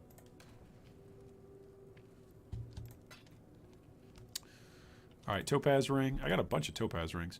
All right, so here's a item level 43, item level 62, item level 60. See, I've got a couple of 2-stone rings here that are 16 on their implicit. I've got several of them. There's the famous ring. This was the ring that we were debating earlier about transmuting, and we needed it to be better. I remember we dropped it and we were using it like as a base, and we're like, we just need it to be better, so let's throw a transmute at it, right? It can't be worse. And technically it did get better. Iron Ring is an Act 1 and 2 thing, no more. That's fair. That's fair. This is what I have for belts. For belts, we could use a leather belt, or I would probably think a heavy belt, right? Because that gives us strength, which counts for us for life and for strength on a character. Even if they're a spellcaster, they probably need life, strength at some point, like for using vitality or something like that. So.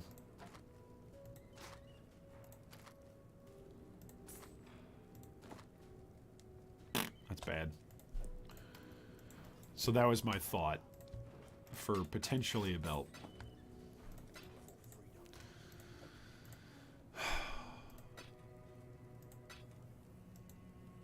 I guess a 2-stone ring. I guess a 2-stone ring is where it's at. This 2-stone ring is insane. Like, imagine if I get another one of these. Adds 8 to 13 physical damage to attacks. That's insane. Like, that's worth a support gem. What's chance to bleed right now? 8 to 12. Yeah, 8 to 13. Now, I mean, it's not the supported attacks have more damage with bleeding. Like, it's not a more multiplier, but in terms of the flat damage, it's really good. Maybe a belt, though. Gosh, my belts are bad. You have 3 Vol? I do! But I haven't figured out what to use them for yet. Because I don't think they're, like, transferable. Like, the NPCs don't like to buy Vol Orbs. Yeah. Regrets are 2 Scow Rings. And I have 2 Scow Rings. Like, I've been holding on to those 2 Scow Rings so that way I could Orb of Alch something else. Okay, so this is what we're going to say. We're going to say it's on a 2-stone ring, right? You're going to lose resists at the end of this act, so I still recommend a 2-stone. That's a good point, Dave. That's a good point. Oh, look at these 2-handers I can use. Oh, is this better? That's a mace. It's not an axe. I'm getting close to using some of this better stuff, though. Yeah, look at the damage on that. Oh, and that's got 2 resistances on it as well. I'm getting close to being able to use some pretty sick stuff. These are all the bad axes that I've got. Yeah, resists. I like the resists argument, but in that case, actually, rolling on the belt has got more chance of giving me more resists, right? Because, like, whatever a 2-stone ring is going to give me, I'm already using the implicit on this, right? Whereas on the belt, I'm only using 7% fire resistance. So for it to roll better than that is a lot easier than for it to roll better than the 2-stone ring. Does that make sense? All right, can I do a poll? I can do a poll. All right. Alch, a ring or belt? Add an option. All right, belt or ring? Boom.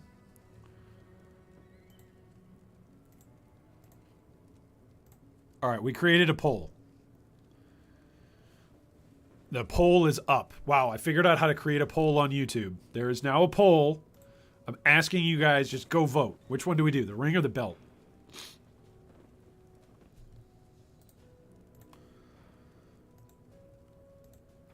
I think it matters. It matters in theory.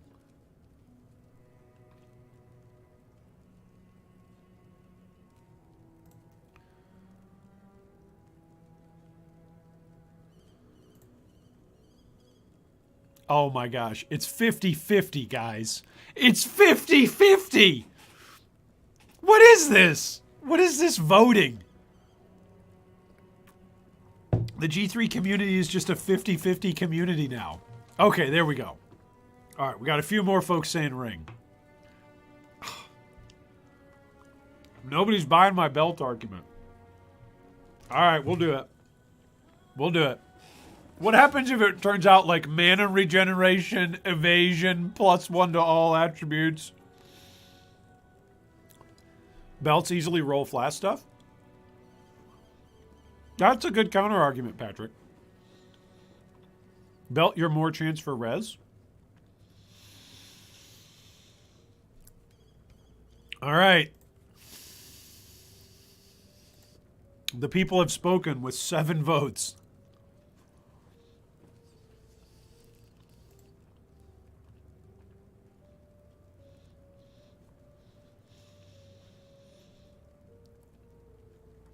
Let's go with the 2-stone ring. 2-stone ring. It's item level 43. This one's item level 62, so I can roll much better. All right, here we go.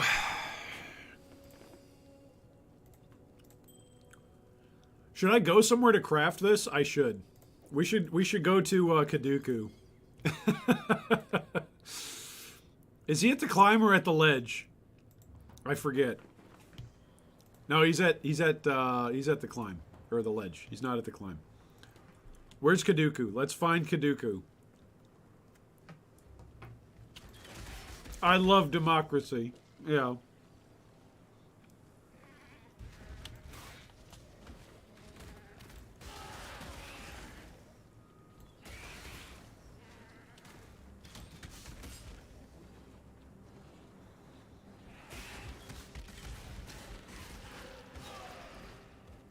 Okay, so what does rage give me again?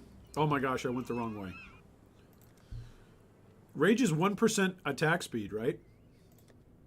Is it generic 1% increased damage, 1% increased attack speed? That one at that has 13 res roll? But the implicit is still really low. We want the implicit to stay high, right? Implicits don't re-roll when you craft. Implicits stay, don't they?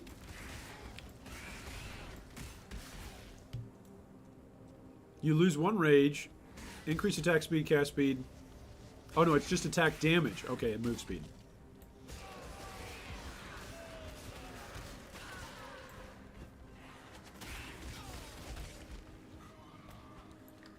You lose rage if you've not been hit. Okay. So as long as I'm hit, I'm actually increasing my move speed by doing this. That's kind of nice.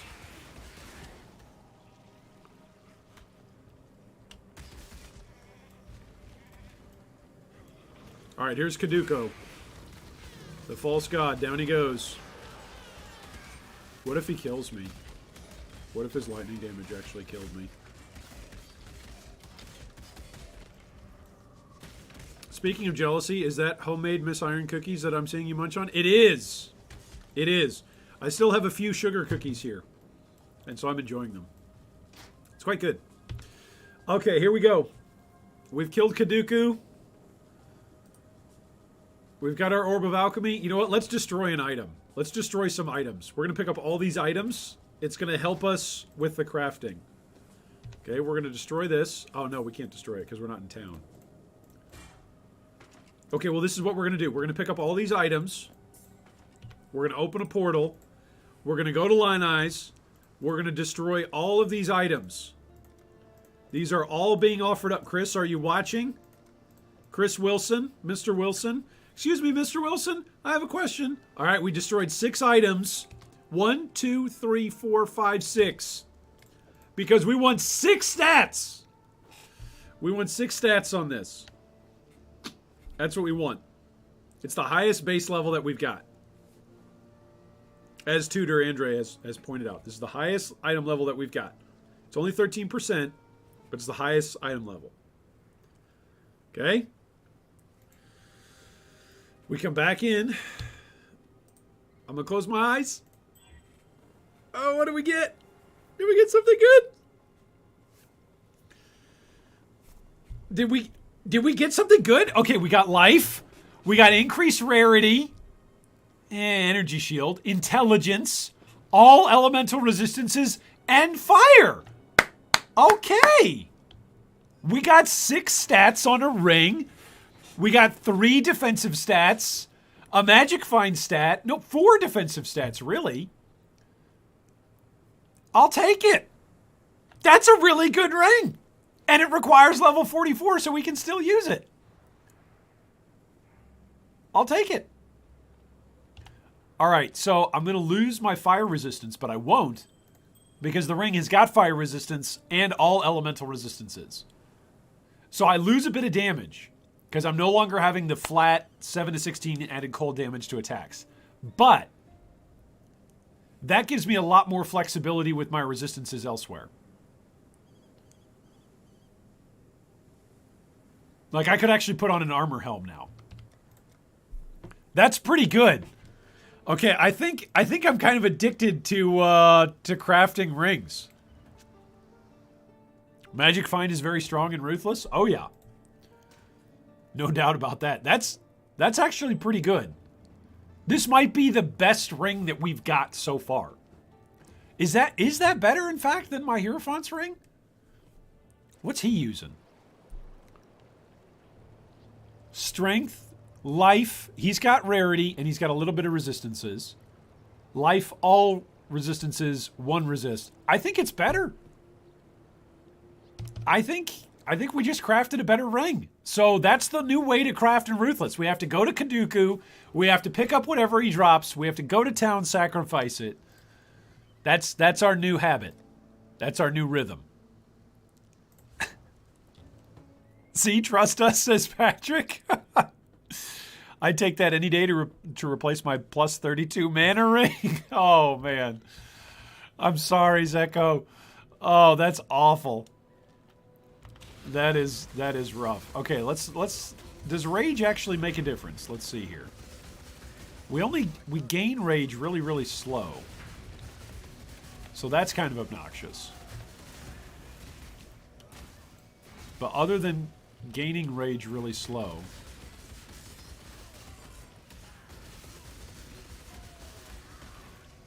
once we actually have the rage, it's pretty decent.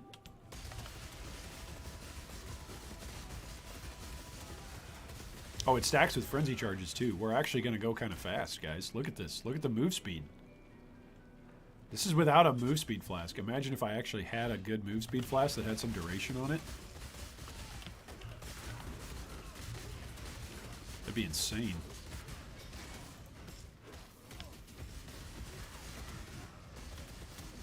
Up to 21 rage. I think we have +5 on our max rage, right? That's what the node immediately before the mastery gave us. Oh, Toxic Rain. Nice. Active gem drop. That could help our ranger character if we actually play Toxic Rain.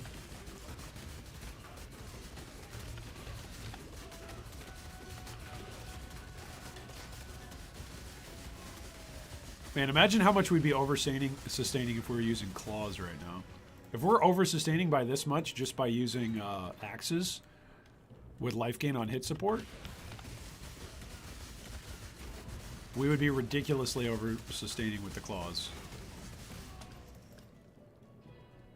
Maybe we are also over-sustaining. Okay, let's identify this so we don't get frozen and killed. Explodes. All right, run away. Guess what? I explode too. Ha!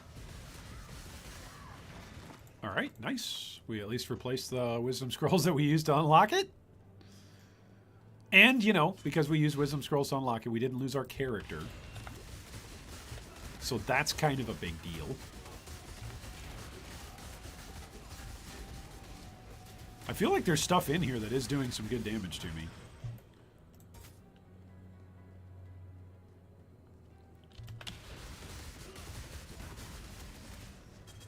Okay, there are mobs in Innocence's fight, right? It's while he's phasing, it's in between. So that's not really going to help do damage to the boss himself.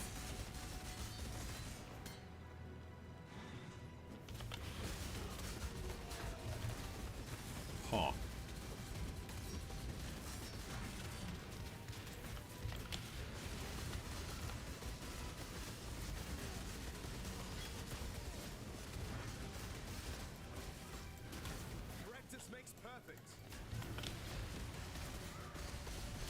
Those guys hit pretty hard. The guys with the hats. I don't know what else to call them. The guys that just like walk up and do like one slow fireball. Ooh, a rare claw. A rare shield. Nice. What did we get?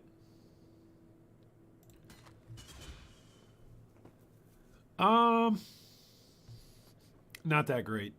It's a percentage-based claw too. Not that great. We'll sell both of those. Those will turn into shards. Yeah, 55 rage is our cap? Okay.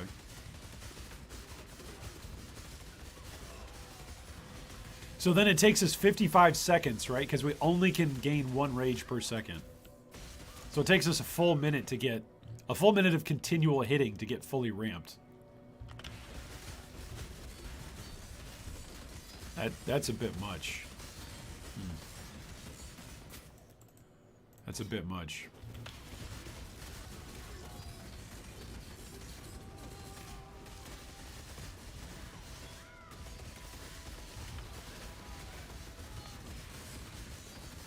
I'm not sure if there's another active gem that we could fit into this build. Like, this is amazing. The difference between this guy and the Trapper, like, this guy's like, all right, we press Corrupting Fever, and we press Blood Rage, and we drop down our totem, and we're cycloning, and we're spinning, and then we Infernal Cry, and then we put on Poacher's Mark, and then meanwhile,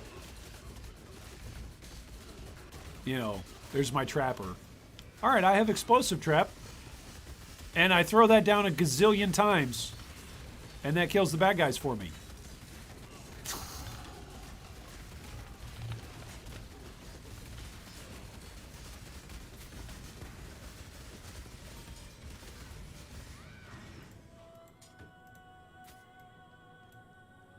Life gain, Infernal Cry, Portal Scroll. All right, that's 10% increased life. We're up to 1676. All right, do we go try Innocence? Let's go try it.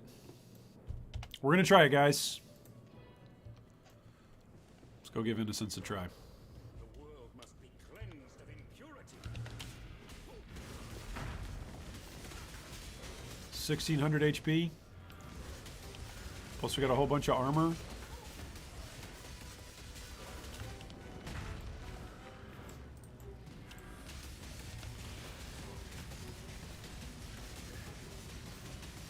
Big slam, big shot.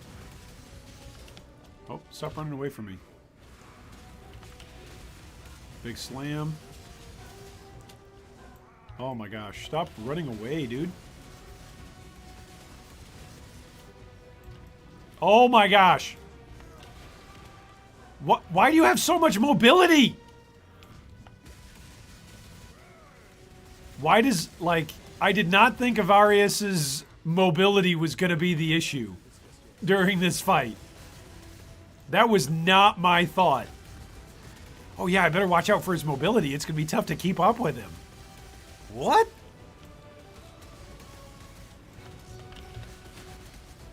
That's ridiculous. Imagine having a mobility skill. Can I tell him that this is Ruthless mode and there's no mobility?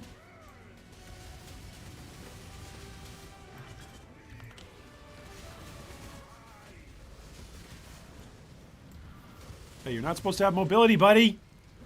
Stop it! He just keeps jumping around. Ouch. Alright, he's Innocence now. I don't have maim immunity on this guy. Okay, he's making my rage go down. So that's bad.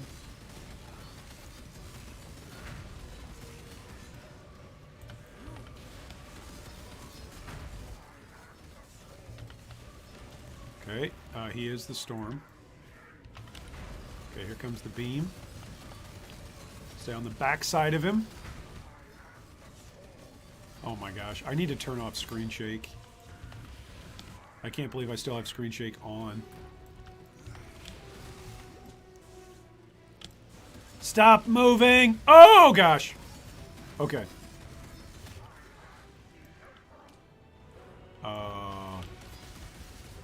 How do I turn off screen shake? I feel like I should probably portal and just turn off screen shake. Because that's, when he's firing the beam, I did not realize how obnoxious that is. Where is screen shake?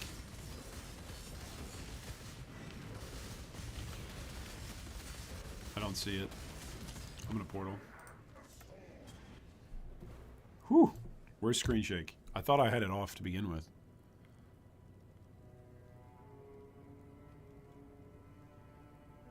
Depth of field.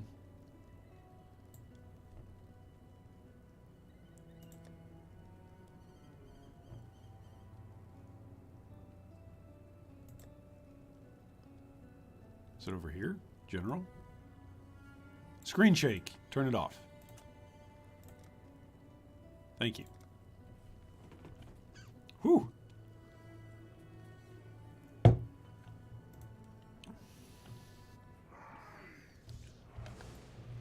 Alright, where's he at? Okay, he just slammed. That's a big swing. Okay, I used up my flask because I was scared of his slam. Oh gosh. Okay, stand behind the statue. Oh gosh. Pop a flask. Oh goodness. Okay. Now he's gonna swing, but that's okay. Oh gosh. Oh gosh. Big slam. Okay, is he close? He's close. Oh gosh. Get behind. Portal. Go refill. Whew! Okay. Remember, we Okay, stand over here.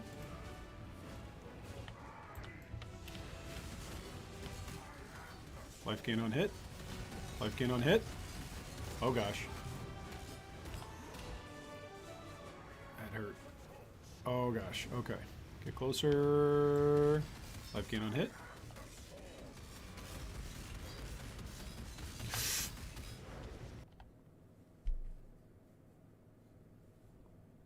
Are we still alive? I hate his ball move. I hate it. Okay, we're still alive. I did not portal. Innocence. I hate him. yes. Okay, I need a vitality gem. I'm not regenning in between each of his hits, and so I'm having to use a lot of flash charges because I'm not regenning in between each of his hits. What's my life regen? Life regen is 56.9. That's not high enough.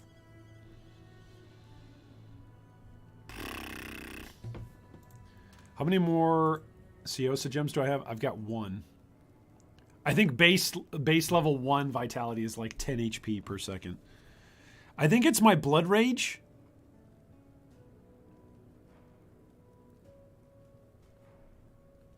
That's probably making me degen.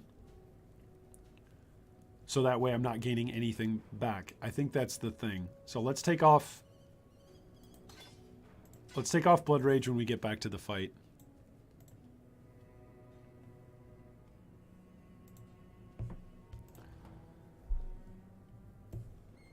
Oh my gosh, it did not reset. Okay. All right, so if it didn't reset, maybe there's a... So you're saying there's a chance. I'm not used to this. I'm used to it resetting when we say no to a fight. So that means we're actually doing good. Okay, I'm going to be encouraged by this. When I had to log out all those times last week due to Dominus, right? Do you guys remember that? The Dominus fight that lasted forever that I had to retry like 3 times? The zone itself reset because we took so long. So the fact that he has not reset, I am taking that as an encouragement that the fight is not going on that long, but we're not going to get another shot like that. Also, I'm going to have to build up rage again. Blood Rage is not worth it in there? Yeah, that's a good call. Whew. Okay. My Golem is getting eaten up immediately, so I'm losing, like, the life regeneration package from him.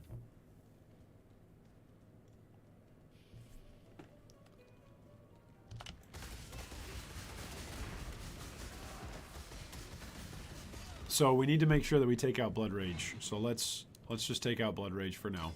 Take it out. I don't have to kill a whole bunch of monsters right now. There might be like one pack in here, but that's... Yeah, here we go. One pack.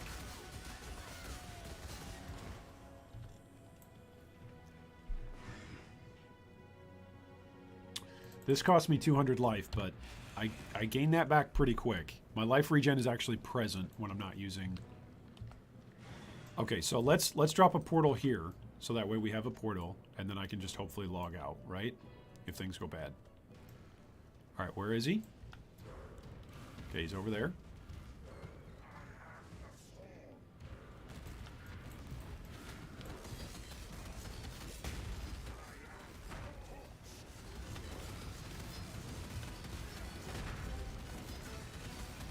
Okay, is he phased? Yep, he's phased. This is good.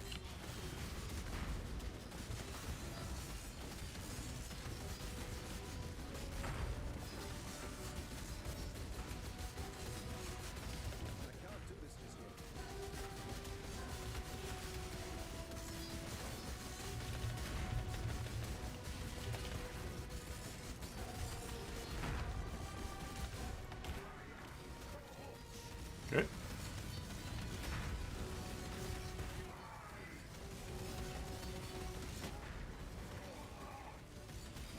Okay, stand behind the...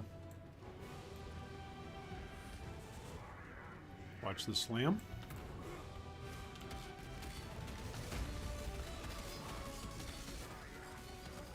Okay, don't get body blocked.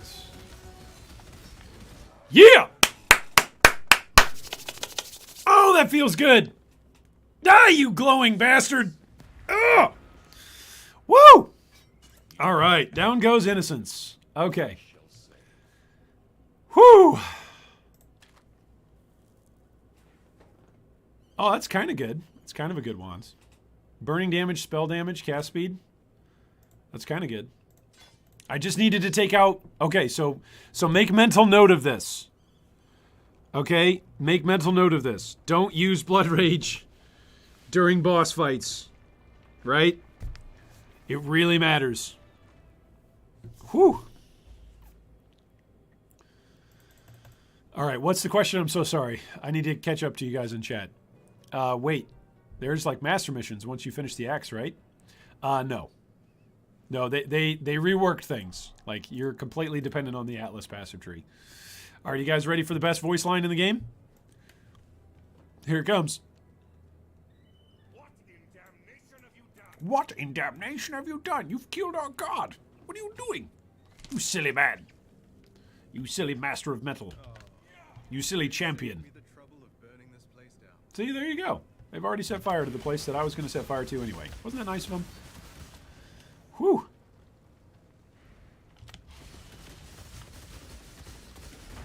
Now inside here, Blood Rage, actually worth it.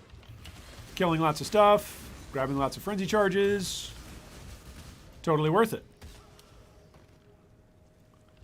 Totes my goats worth it.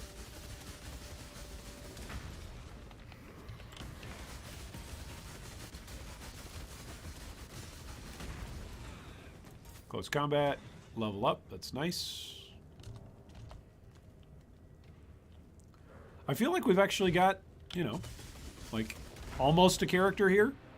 I feel like the damage on any attack-based character is so dependent on the weapon though. Like the fact that I can be on a one link with only 1 or 2 skill gems on the entire kit and the trapper just like kind of waltzes through things. Now, the Trapper doesn't have nearly the tankiness that this champion does, to be fair. To be fair, that Trapper would have already died a million times over to a whole bunch of things. if not for its damage, right? That is its defensive layer, is just dealing damage. So that is a thing. But at least for this character,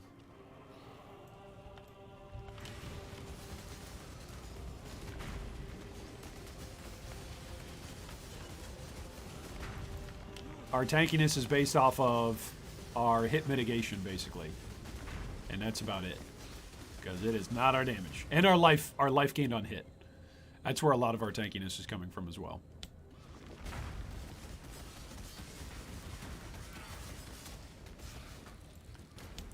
Hey, do totem hits count as hits for building up your rage?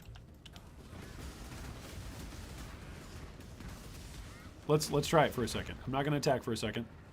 I'm going to let my totem attack. No, it does not look like it. It does not look like it. Oh, a rare axe has dropped. Oh! What could this be? Let's go see. Let's go portal out of here. Let's see. Never mind, it's bad. It's really bad. It's awful. Well, so much for getting my hopes up. I was excited. A rare axe there. But hopes up for nothing. Definitely not an upgrade. So I just should be glad for what I have. I'm glad I have this axe. If I did not have this axe, I don't think I would have been able to do this with all the claws. Just with the claws. I think it would have lacked damage. We were able to tank Innocence's slam, by the way. As long as I had my flask up and I had impaled. Like, what is that? 1,500 armor plus 1,000 off of Master of Metal. So that was a significant amount of resistance. I probably didn't need to panic as much as I did. But it's a scary thing. You know, when your character's on the line and you hear the wind-up.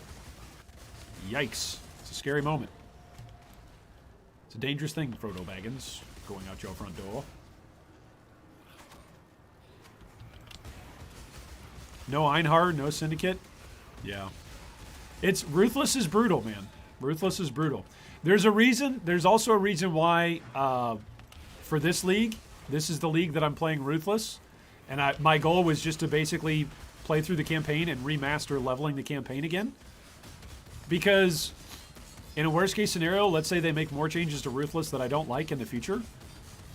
I can already be like, well, I tried Ruthless out, gave it my best shot. It at least got me refamiliarized with leveling in the campaign again. So I'm back where I want to be, you know, for leveling in the campaign.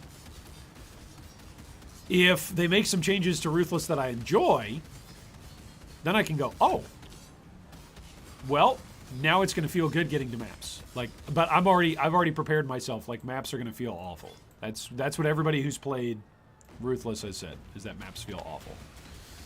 So that's what folks have said so far.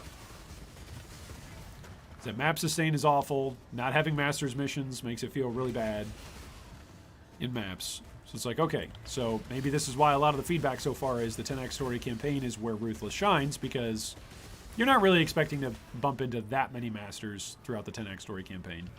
And so you don't miss them that much. I mean, you do miss them in terms of your player power, not having things like essences and not really being able to delve very much. You definitely miss it. But it's an acceptable part of the challenge of the mode. Whereas, like, no Masters missions for maps, it's like, that's where I'm a bit more sympathetic to the argument, oh my gosh, Ruthless is just slower and it's just a slog. Yeah, that sounds like it. Trying to map and progress your Atlas with like one elk drop per week, like, that's pretty tough. That's pretty ridiculous. I can get behind that argument. But the 10x story campaign so far, at least from what I've experienced, has been the most fun that I've played when leveling. Probably since Oriath came out. I shouldn't say ever. I think I'm having more fun than even when Oriath came out, though.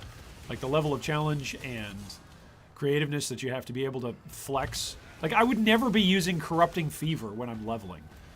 But now I know in the future, like when I'm playing through the 10x story campaign, hey, why not add Corrupting Fever onto a character that you're leveling with, whether it's melee or not. If you're attack-based, why not?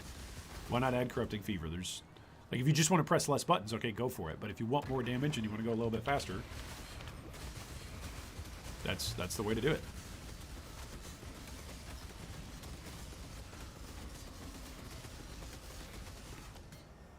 I think Burning Ground on Death is a stat line that's broken. Because we've killed a couple of those monsters that have Burning Ground on Death, and they have not burned the ground on their death. Maybe it's a visual bug, but it's certainly not showing.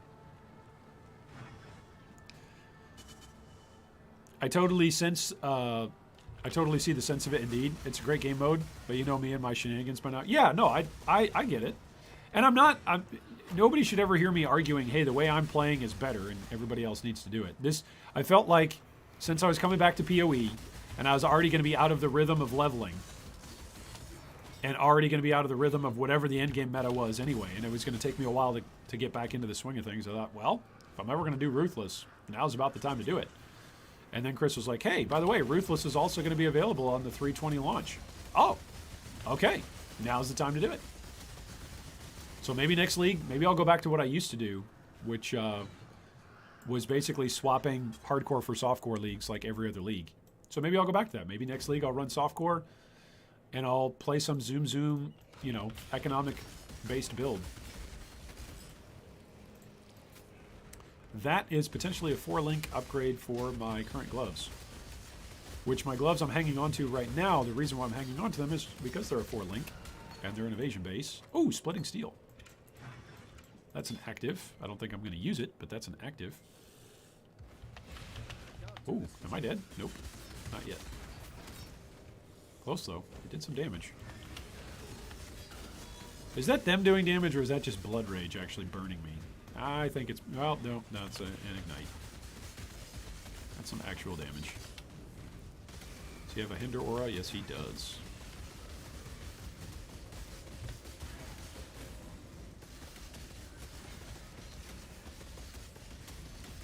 That Hinder Aura is kind of obnoxious. Not gonna lie.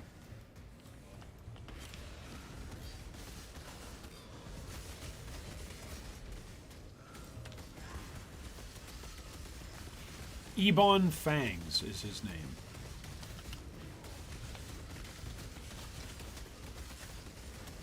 Am I hitting him with everything? I am now.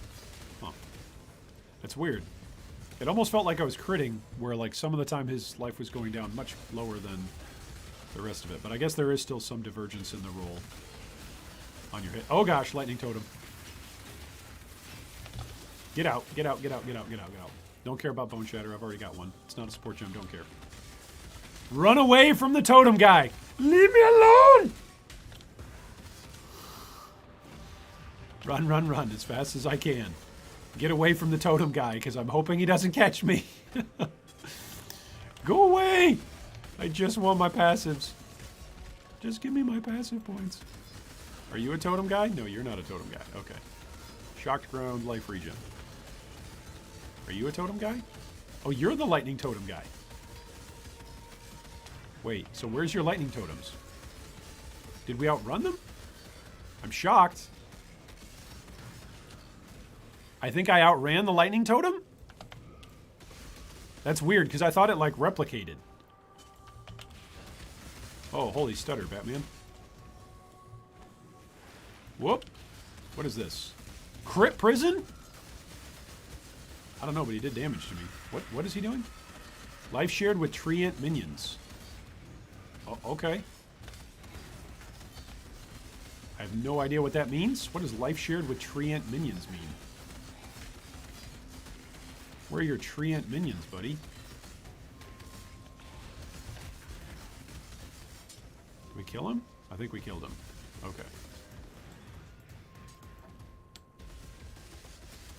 Man, so many of these new monster abilities or roles, like, they're kind of scary coming in, not knowing what they all can do. It's kind of a little spooky.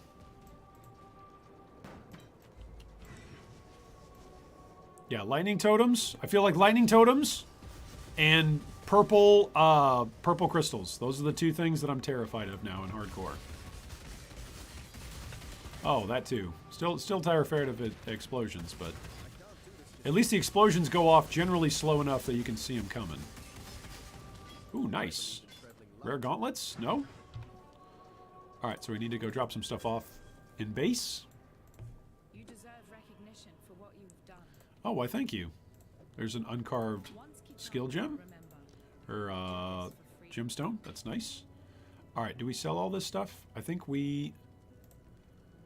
Ooh. This is another maybe craft. Maybe craft, and then I think the rest of it goes away. Yeah. freedom comes.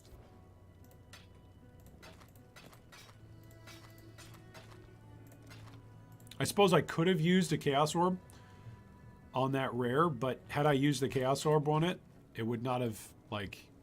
I only have a few blacksmiths, so... I feel like when I want to use the Chaos Orb on something, it's going to be something that I've already at least qualityed up first. Alright, Ancient Gauntlets, Chromatic Orb. Let's go grab the last of Kitava's Torments.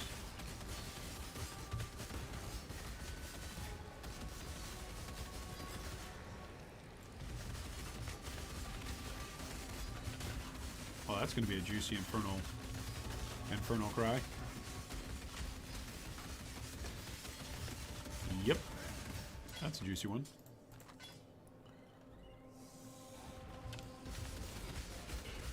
Alright, grab the last of them. Leech's life. Hi, you can't leech life from me. I'm bloodless. Nah, nah, nah, nah, nah, nah. Alright, deliver these to Lonnie. And then we get another passive. So this should be 2 more passives, right? Because we just leveled up once.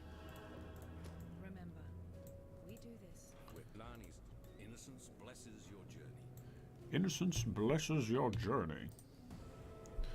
Alright, what do we get here? Life, Fizz, Fire 2 attacks as well. Regen and Fire Resistance. So it's a little bit better. Maybe not. Maybe not, actually. Freedom comes. It's at least good enough to keep. Remember. It's at least good enough to keep. That is the life slogan of a character that is in Ruthless. It's good enough to keep. All right, so we got 2 passive points. I'm going to save them because I am actually going to log off for the day. I got stuff to do this afternoon. My daughter has got, my oldest daughter's got a soccer game later on tonight, so we're going to go watch that. So, I sincerely thank you to everybody who has joined us today for the stream. I will potentially be back tomorrow at some point, but probably not tomorrow. Maybe on Friday. We will see how Friday and Saturday work things out for work this week. But this is where we're at. Let me close us with the updates. So we've got a level 51 champion who has not killed Kitava the first time yet. He might be level 60 by the time we go kill Kitava. We've got the level 33 Shadow. We've got the level 20 Marauder. We've got the level 67 Hierophant, who is not ready to kill Kitava yet. He hasn't even taken down Act 9 because Act 9 is terrifying me because maybe Betrayal Assassins will come out of the woodwork and just all of a sudden try and kill us. I don't know. But I was reminded of that as I was playing Act 9, and it scared me. Yeah. All right, so that's where I'm going to leave it for today. That's the update.